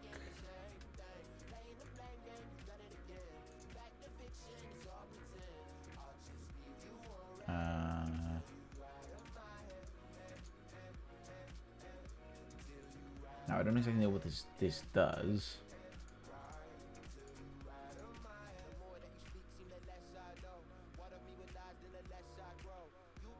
Okay, so that doesn't do very much. At least doesn't change anything for us right now.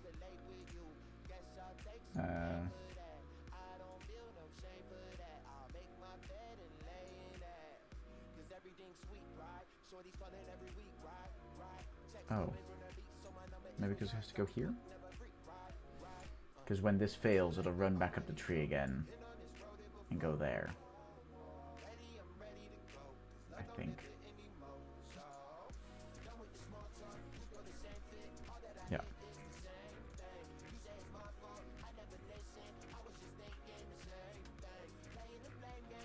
Does it even execute this anymore? Can we check that?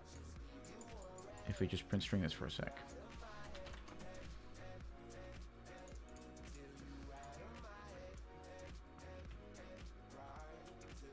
Nope, it doesn't even execute that anymore.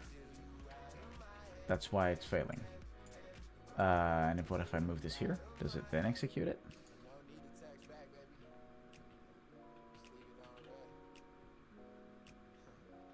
Nope. And just to be sure, I'll breakpoint it as well. Add a breakpoint.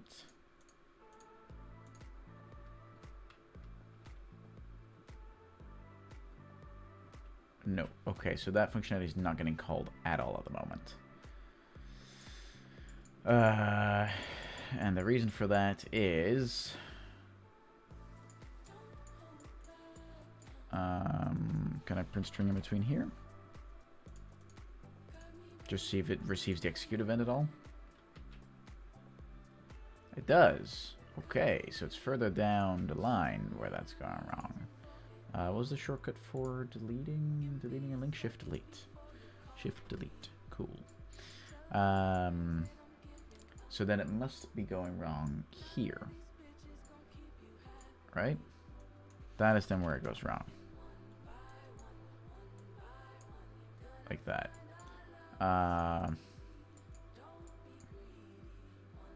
Yeah.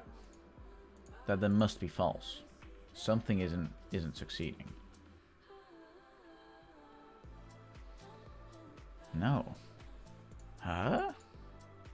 What?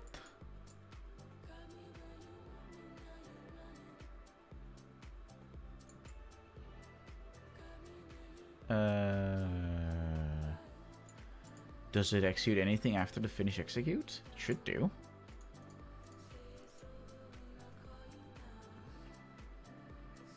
It does. Huh? So then it should also execute the print string, no? Or am I just going insane now?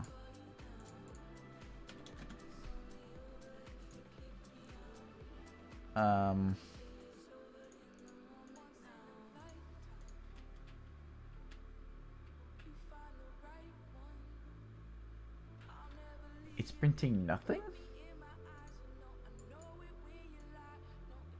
Hold on. If I just allow it to print hello. It doesn't even print hello.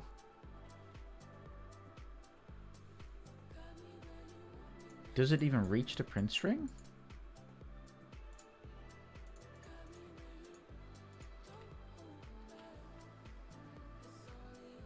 No, it never even reaches the print string.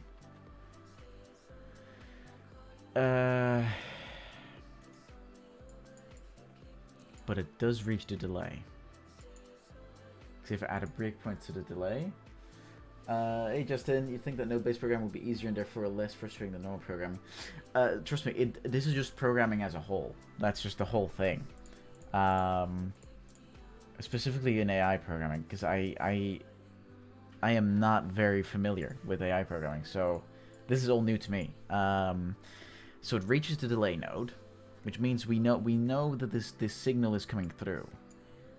It's just being delayed. So if I just remove the delay node for a sec, if I just Control D, yeah. What happens then? Okay, then it works for now. Let's remove the breakpoint. And let's try that again.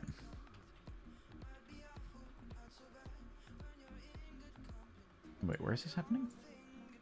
Oh, right. Remove breakpoint. Let's try that one more time. Forgot there was a breakpoint there. So it's saying true.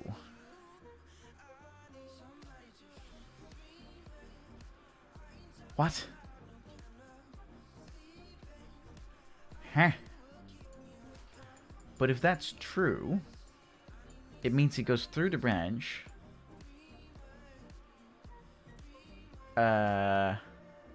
Which means it has hesitated to false, which it copies into the blackboard. Which means that inside of this decorator, let me just double check that this is actually coming through. Maybe? Double hello. Let's make this color pink so we can separate it.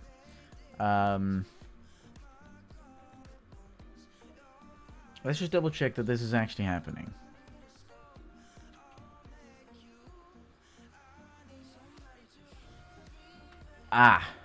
It doesn't constantly check for the boolean. It only checks once, and that is the problem.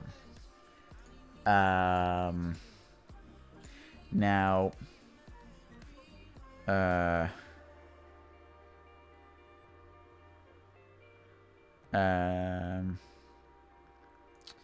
okay, then, okay. Then I kind of understand what's going on. Okay.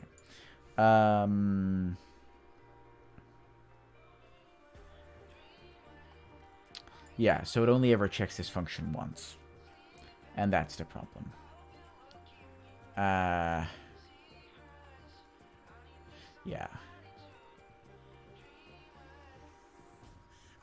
But I can fix that by basically doing receive tick. This is really dirty, and I don't recommend this to anybody. Don't do what I'm doing.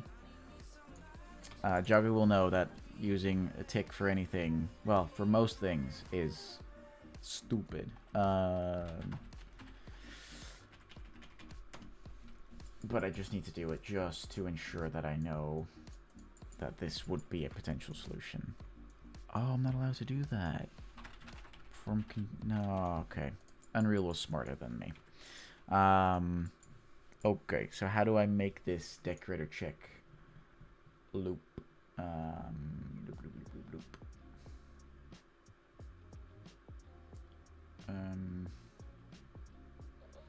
Also, how are you, Justin? How are you today, buddy?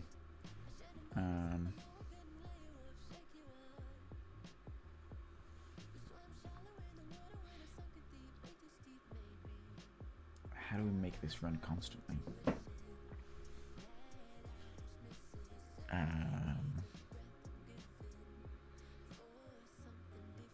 I can Google it though. Condition check. UE5 AI. Decorator. Constantly. That is such a poorly formatted question.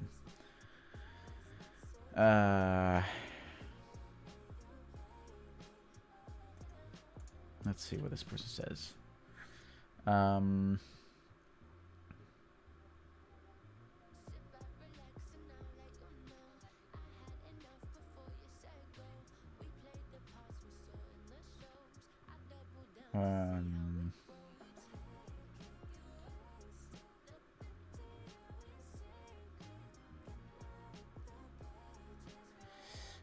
I had to decorate on a selector that was considered a root node. I saw a message in the details pane that said decorators on root nodes will not execute.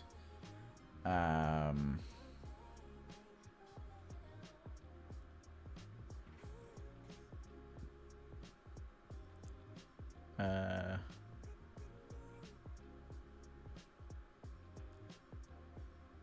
but this is not my problem because I've already done this. Constantly check a decorator condition check in UE5.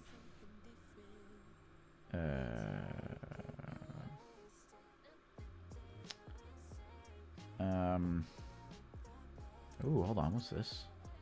Hold on. Let's take a look. Oh, this no longer exists. Cool.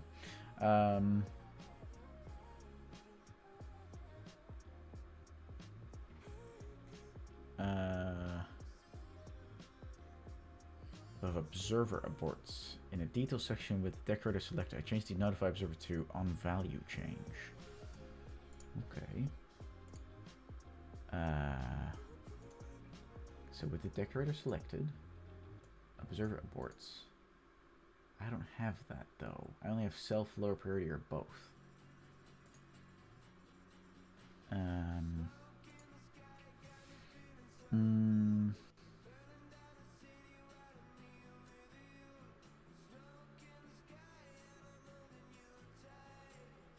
Right, but this is for Blackboard booleans.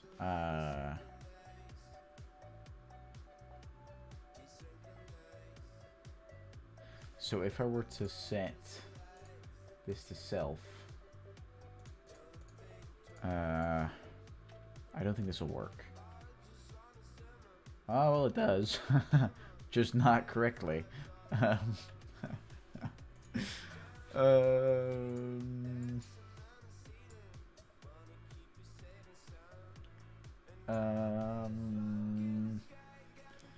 Let me think.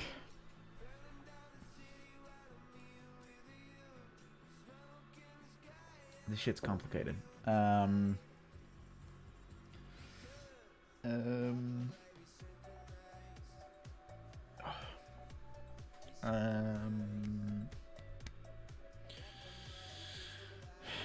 What is it that I'm doing wrong here?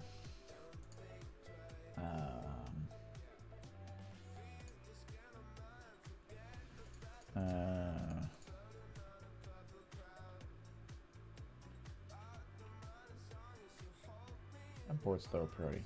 Yeah, so because it doesn't check constantly, but if I just add a Blackboard value, and value change, observer aborts self, and then if I set this to has hesitated, maybe, maybe.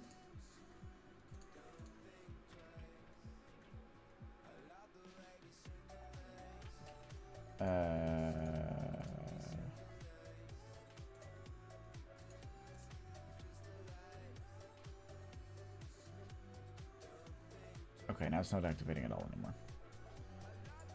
Why not?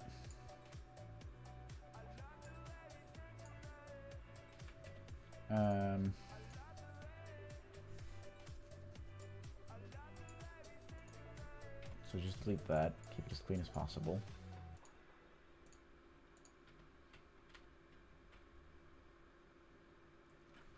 Yep, so this breaks, but only because I took out the delay. Control Q. No, wait, what was the thing again? Connect.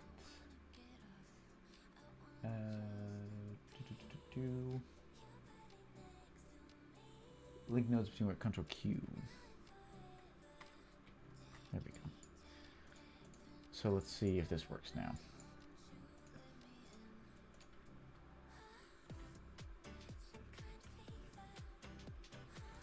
So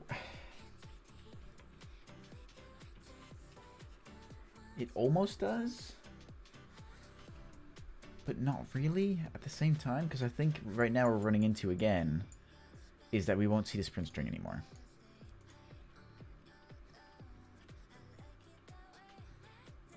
Yeah, so as soon as I introduce that delay, it doesn't work because the signal that comes through is too far delayed and will no longer be passed on, which is the whole problem.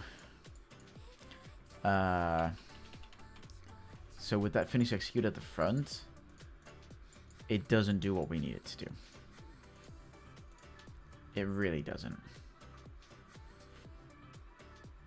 Yeah, and now it keeps swapping between the two tasks because it never gets a chance to move. And if I swap these round, that won't work because the move 2 will never fail. Because the move 2 is just a simple move 2 task that'll just infinitely always keep going. And that is the problem. Yeah. So either I've got two choices here. Either I make a custom move 2 task in which I can add the timed condition of changing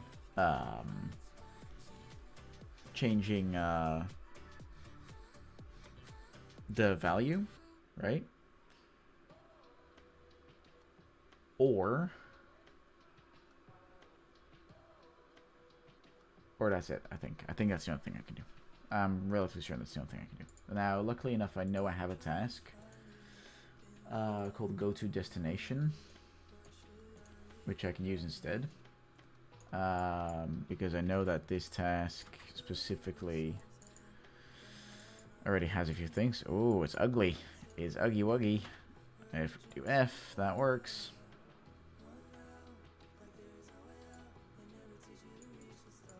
What the fuck have I done here? What? Why am I doing both a tick and a receive execute? That seems strange.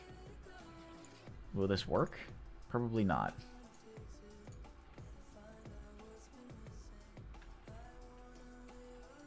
Oh, well, okay, that does actually work somehow. Cool. Okay. So, what we'll do then...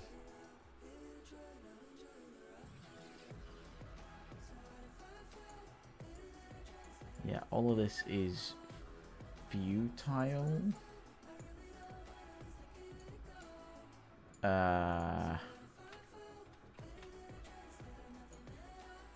Because really what I need to do is, yeah, it's just replace some of these things. and just promote this to a variable. Oh Jesus! Oh no! Stop that shit. Let's make this a direct thing, please. Let's connect these guys. Let's move all this shit down a bit.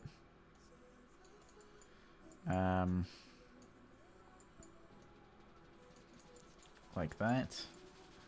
And then same goes for this guy. Control Shift D. No. That's fine. Do it like that for now. Same goes for this guy, which I'll promote to a variable. Like that. And actually, I can do this for both of them. Convert to pure cast. Control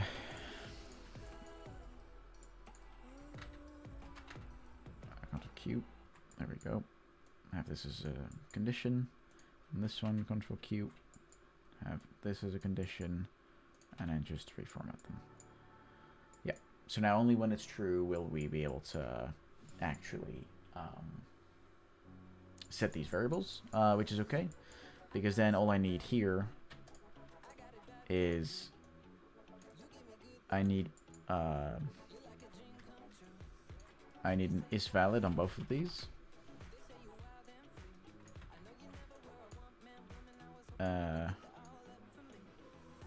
And then, oh shit. And then off here, I need an AND, because I want to make sure both of these are true. Like that. And then once that is true, that is when we can go here. Like that. And then the target is the AI main character. Oops. Oh no, the controller apparently. Okay.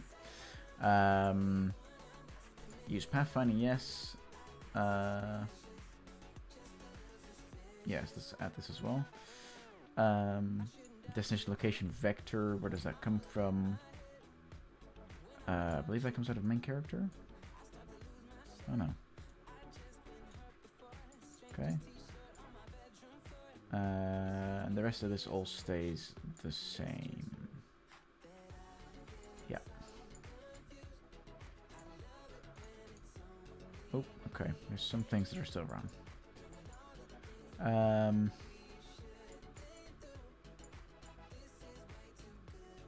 Oh, whoopsie. I did these two the wrong way around.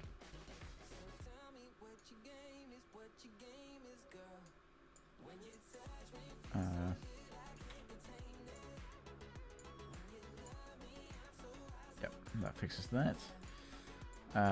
Get actor location. This is from main character. There we go. There we go. Excellent. Okay, that's now fixed. Which means that functionality should work a bit better now. And just to check that. Yeah, that still works the same as it did before, so that's good. Okay. Okay, so with that in mind, yeah, with that in mind, let's move this down below a bit, like that. And then we'll comment this out real quick. Or not comment out, we'll comment it as a whole. Check if the main character, the AI main character, is valid. Well, reference is valid. And check if the adventure controller is valid. Reference is valid. Reference is valid.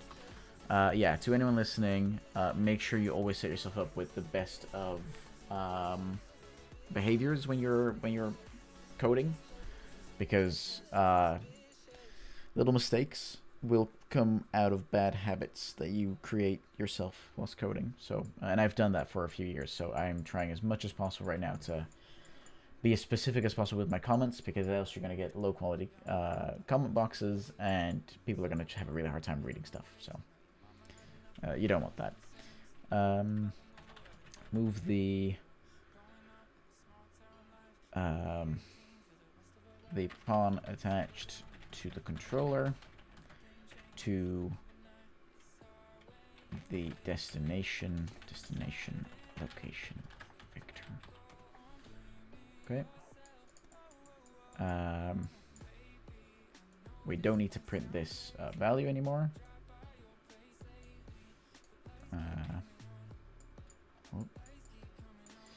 And then, yes, so then, if the AI main character is close to the destination location vector, finish the execute.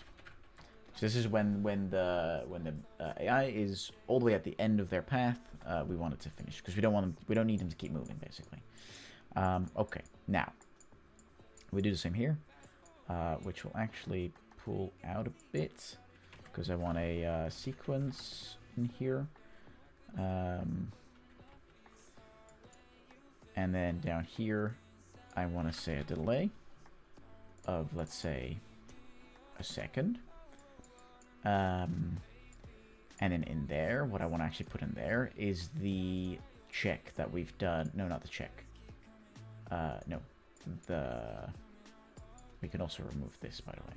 Shift delete. We basically want to... actually, we want to copy a lot of this, actually.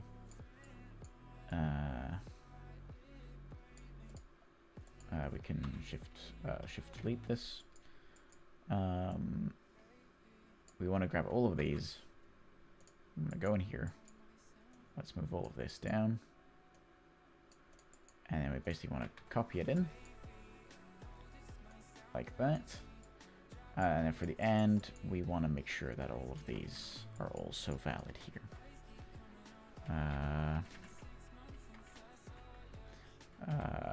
Oh, where did that just go? Excellent. Very good.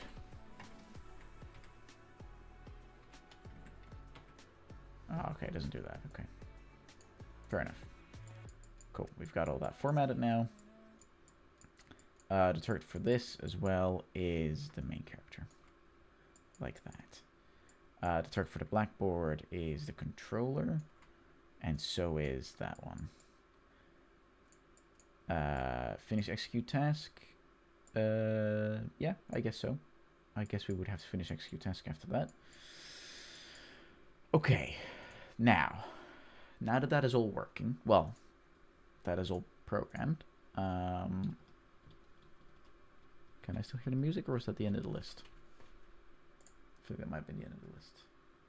Yeah. Okay. Let's go into PopChamp and see what the hell that list is.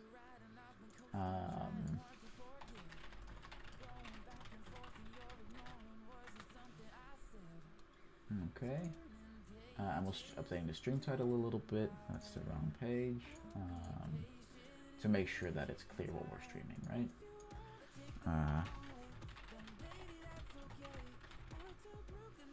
There we go. Done. There we go. Excellent. Okay. Okay. So here we go.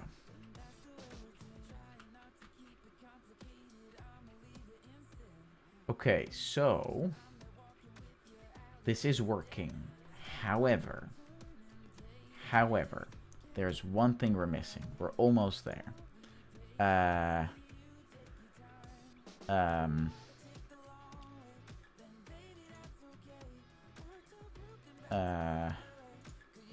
Yes. Which is that one extra if that we need to take into account here, which I'm just going to add in between, actually, because I don't want to kind of combine it with the checking for the references, because that seems a bit stupid. Like that. Like that in between. And then I kind of want to say, based on main character, I want to get has hesitated, and I'm going to add that. When it's true, it can continue. When it's false, it needs to finish the task. Yeah. Yeah. Yeah. Okay. Then let's reformat everything. Perfect. Great stuff. Okay. Now, before we start commenting this, let's make sure that we first test it. Oops.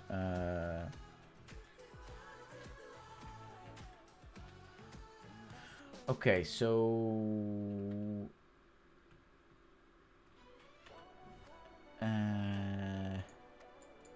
So does this work? But it's not stopping this. Yeah,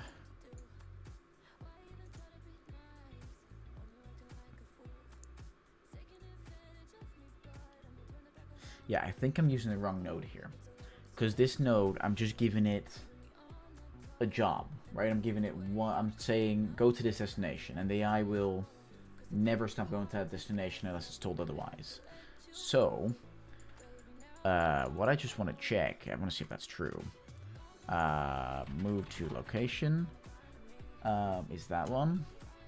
Stop movement. That could be it. That sounds like something that would do the thing that we want it to do.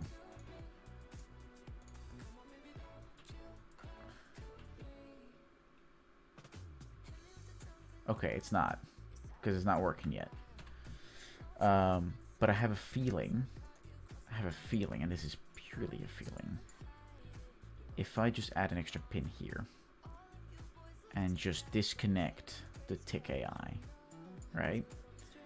I want to see if it still behaves the same. Because if it does, it means the tick AI is completely irrelevant. Yep, the tick AI is entirely irrelevant. Very good. Okay, so I was right. My hypothesis was right. So we don't need tick AI.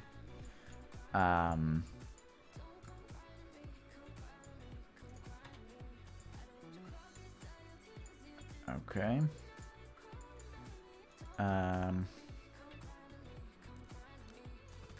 Okay, it is a little close together, isn't it? Let me just grab all of these, so I'll move it a bit down. Let's also add some comments here and there. Here we go. So here, set reference to the AI main character blueprints, like that. And in here, set reference to the AIC adventure controller blueprint. Then here we say delay and check if the AI main character and the AIC adventurer controller references are valid, like that.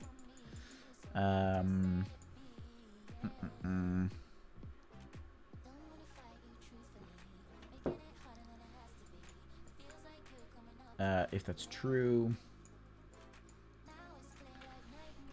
if that is true, set has hesitated Boolean to false in the AI main character and in the blackboard. Finish execute of this task. Which all works. That all works. We know that that works.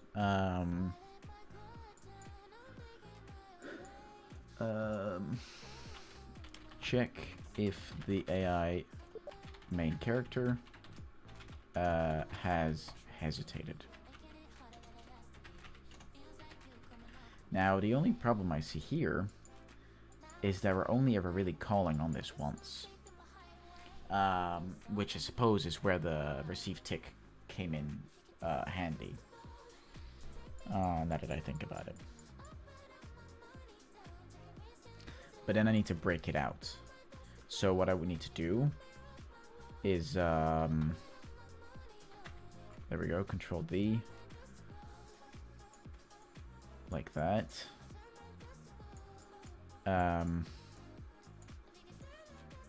Yeah, I need to break it out and instead say receive tick AI.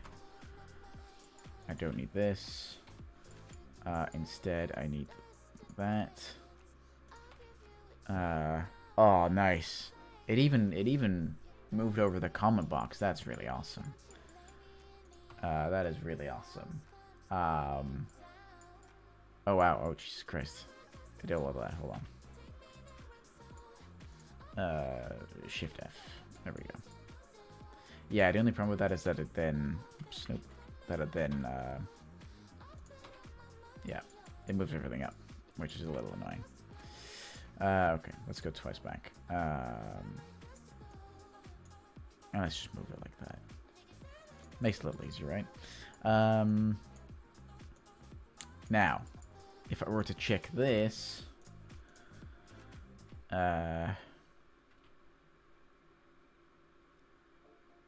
oh, something's going wrong.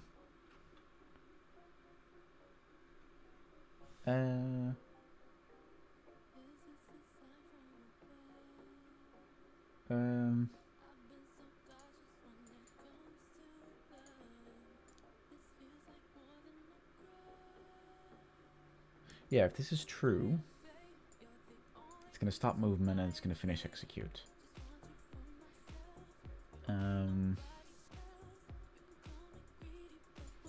Also, I want to check something real quick. Stop movement.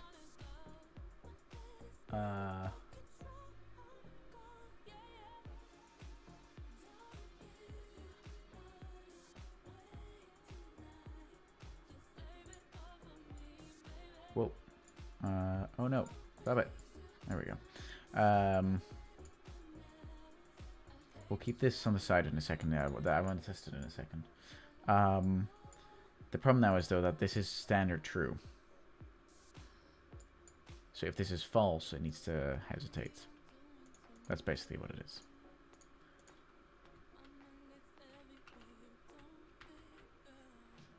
Okay, so this is working again as intended.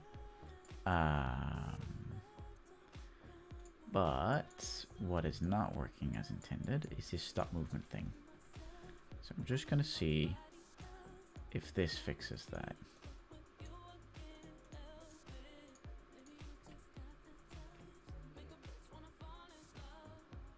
It does not. The AI just keeps bowling on. It does not give a shit. Oh, we have somehow fixed an issue there.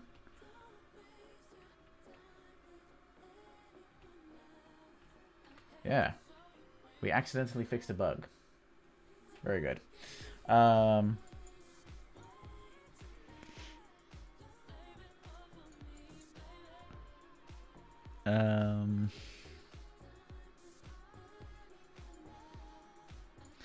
There needs to be something else.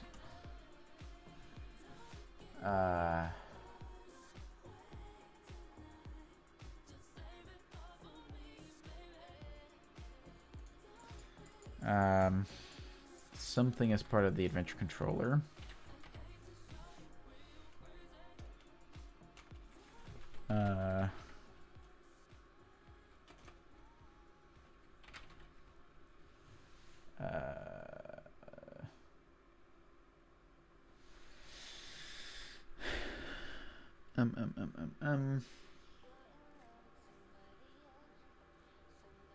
How do we stop that movement task? Move to location. Makes AI go towards specified destination location. Aborts any active path following. Let's check out UE5 move to location node. Let's see what it says in the documentation. Um,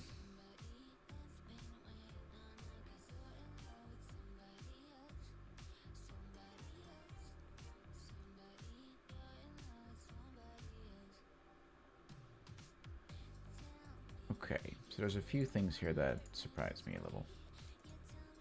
Here we go. So they can strafe. We do allow partial path, which is good. Use pathfinding. Yep. Stop on overlap.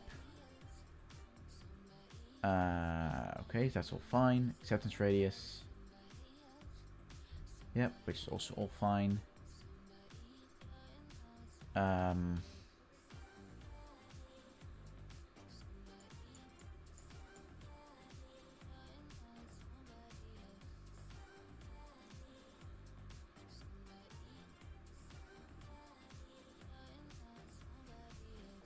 Okay.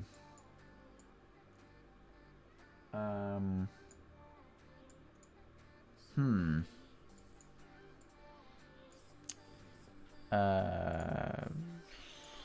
How to stop AI from moving UE5.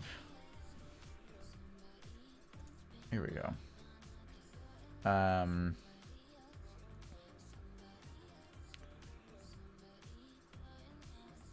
When it's of causes to fail, no.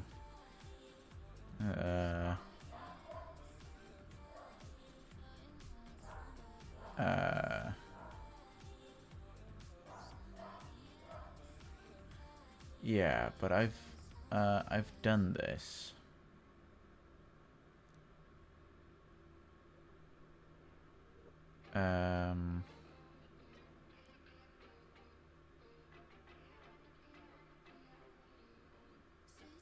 Disable movement. Yeah, but stop movement doesn't work. Believe that doesn't work. A Reddit thread. Let's see.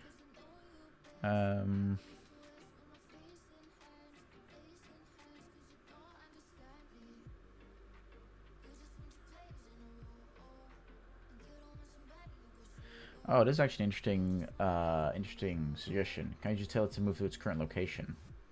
We could do that. Like, that could totally work, actually.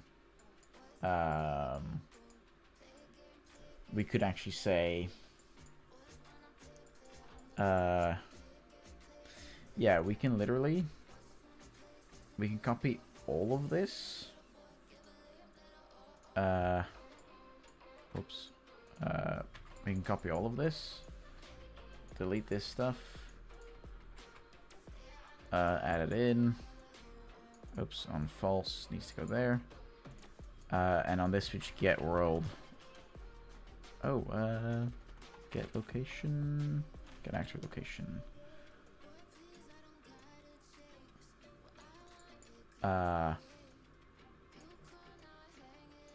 Now it'll just move to its own location when this happens.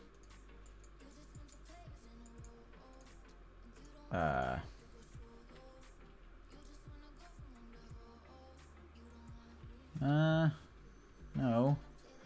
But that might be.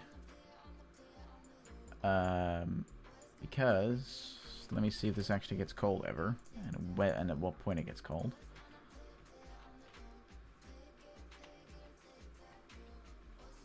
Aha, it never gets cold. That's probably also why it didn't work. For fuck's sake. That is annoying. Let's go back a little. So here. Nah, I want to go even further back, actually. I want to go here. This never gets cold. This never, ever works. Because if I just print string this, and I plug this in,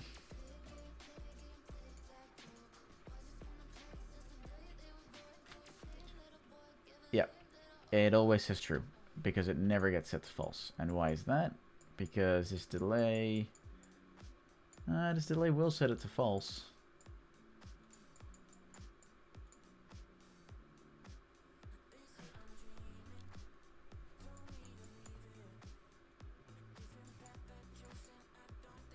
I think I need to exclude the finish execute there.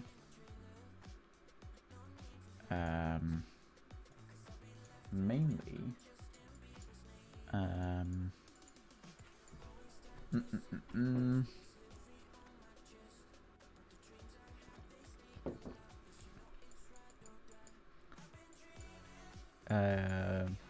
I have a theory, but I can't explain it because I don't think I understand my own theory. Okay, so this still says true constantly.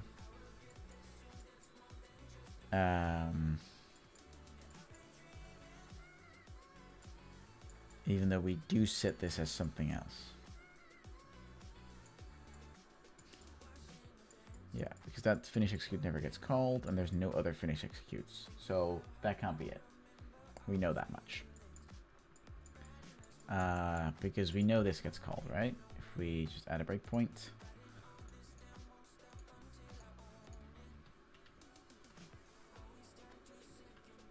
Yeah, it will get called. Okay. But if that's true...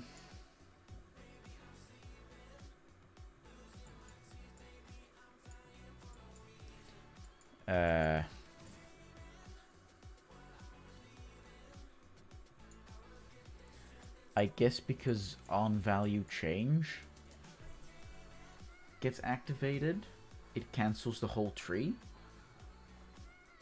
Is that it? Is that what's going wrong here?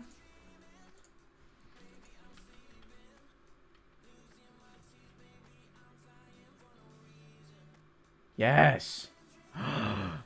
It works! It fucking works! What? How the fuck did that happen?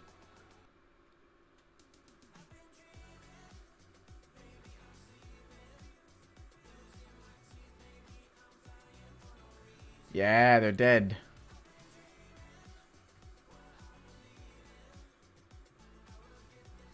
It works. Why?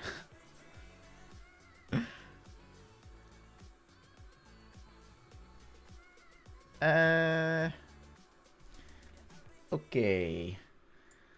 Let's quickly dissect what is working here.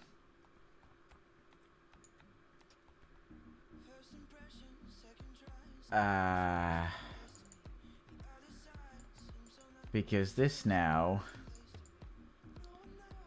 after a second, we'll set this to false. But I'm already doing that, so I don't need to do that again. Yeah, I don't need to do that again. Which really means...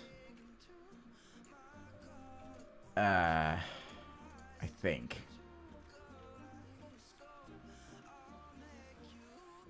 Yeah. Which really means I can skip the whole sequence, no?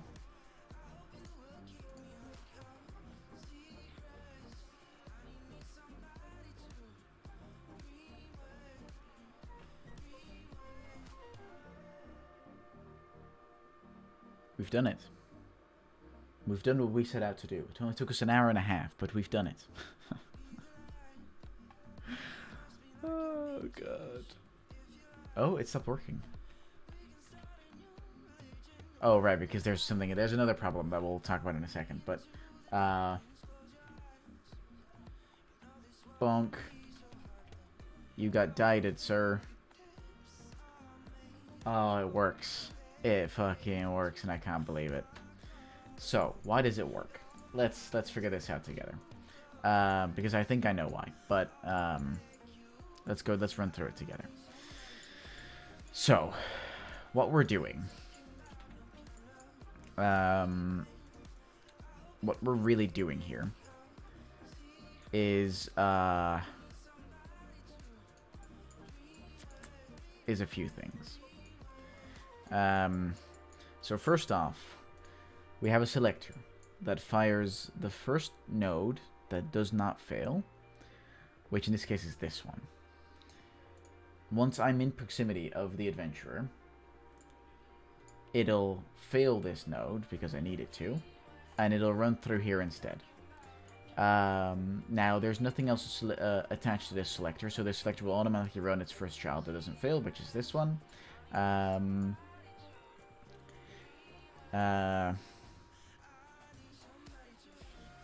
then it'll say, okay, let's first reset the adventure hesitation.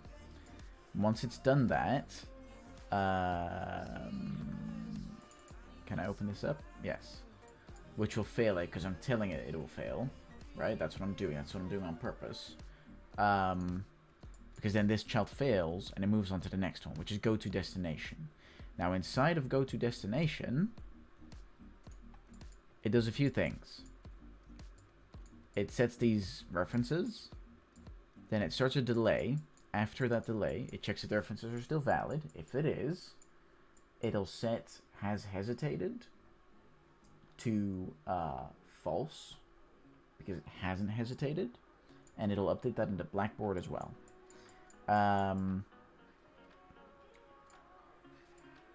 Before all that happens, though, we will tell the AI to start moving to its ultimate location, the ultimate destination it needs to go to, right? And if it ever gets there, we'll finish the execute as well. However, we will also check on tick whether the has hesitated turns to false.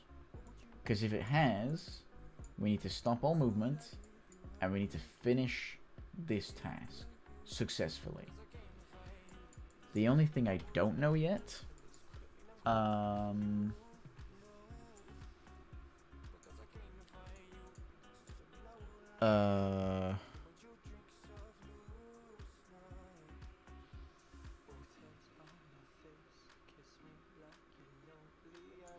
the other thing I don't know yet is about this Phoenix execute. If I now turn it to false, right, so it finishes without saying that it was a success. Hold on. Like that, but then not as wide. And we can kind of do this. If we take a look at it like this, I'm wondering what happens now. What is the difference there? What difference does it make? It doesn't make a difference.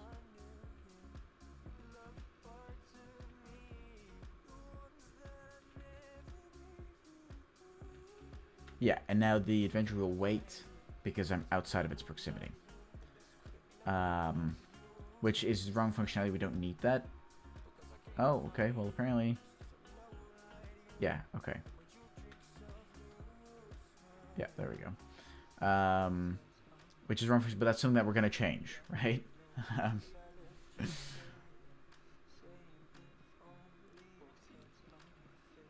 Okay, excellent. The only thing that we now need to do is a few things. We can delete the task Hesitate Adventurer. Because we're definitely not using that anywhere.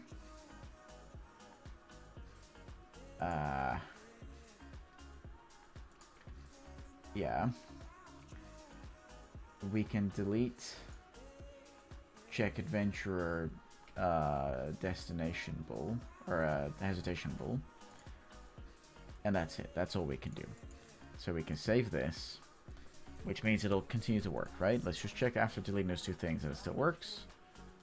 Yeah, it still works. Excellent. Okay. Now, the only bit of functionality I want to add into the go to destination is that the variance here will have to change, right? So we can't just have it 1 second every single time. That's stupid. So we got to do a random float in range. Oh, Jesus. Do not do that. That is really annoying. And that range has to be between probably between 10 and 15 seconds. Yeah. Yeah. Yeah. Because now if I start it, it'll keep moving for a while. Second.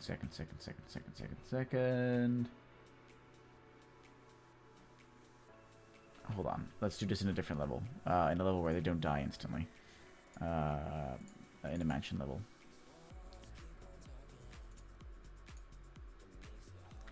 So let me get into their proximity for a second. So it's going to keep moving. It's going to keep moving.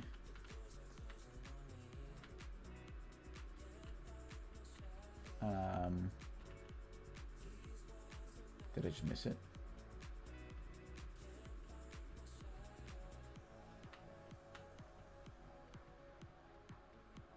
Did I just break it? Oh no, there we go. There you go. Yeah, it does work. Okay, maybe 10 to 15 seconds is a little too much. Oh, I got some errors.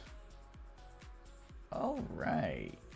That's interesting, but that is a different issue. Let's quickly first finish this up. So 10 to 15 is a bit much. Let's go with 7.5 to 12.5. No, that's 120. 12.5. These are values that we can tweak, right? If we turn these into variables. Actually, let's grab these variables from somewhere else, right? From here. So inside of main character, we'll make two variables called minimum walking time, which is a float, like that, which default value we'll put at 7.5. And then another one called maximum walking time, which we'll put at 12.5. Inheritance is key here. Minimum walking time, like that. Oops. There we go. Maximum walking time. No, that's sets. Whoopsie. Maximum walking time. Oh man. It is really not having a great time, is it? Well, I say that, but it kind of is. But it's just putting stuff real close together. Very little space. But it's fine. For now, we'll keep it that way. Okay, so that is fixed, right? For now. For now, that is fixed.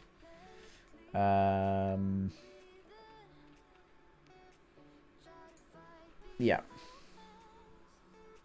Which is excellent. That took us the most time doing that.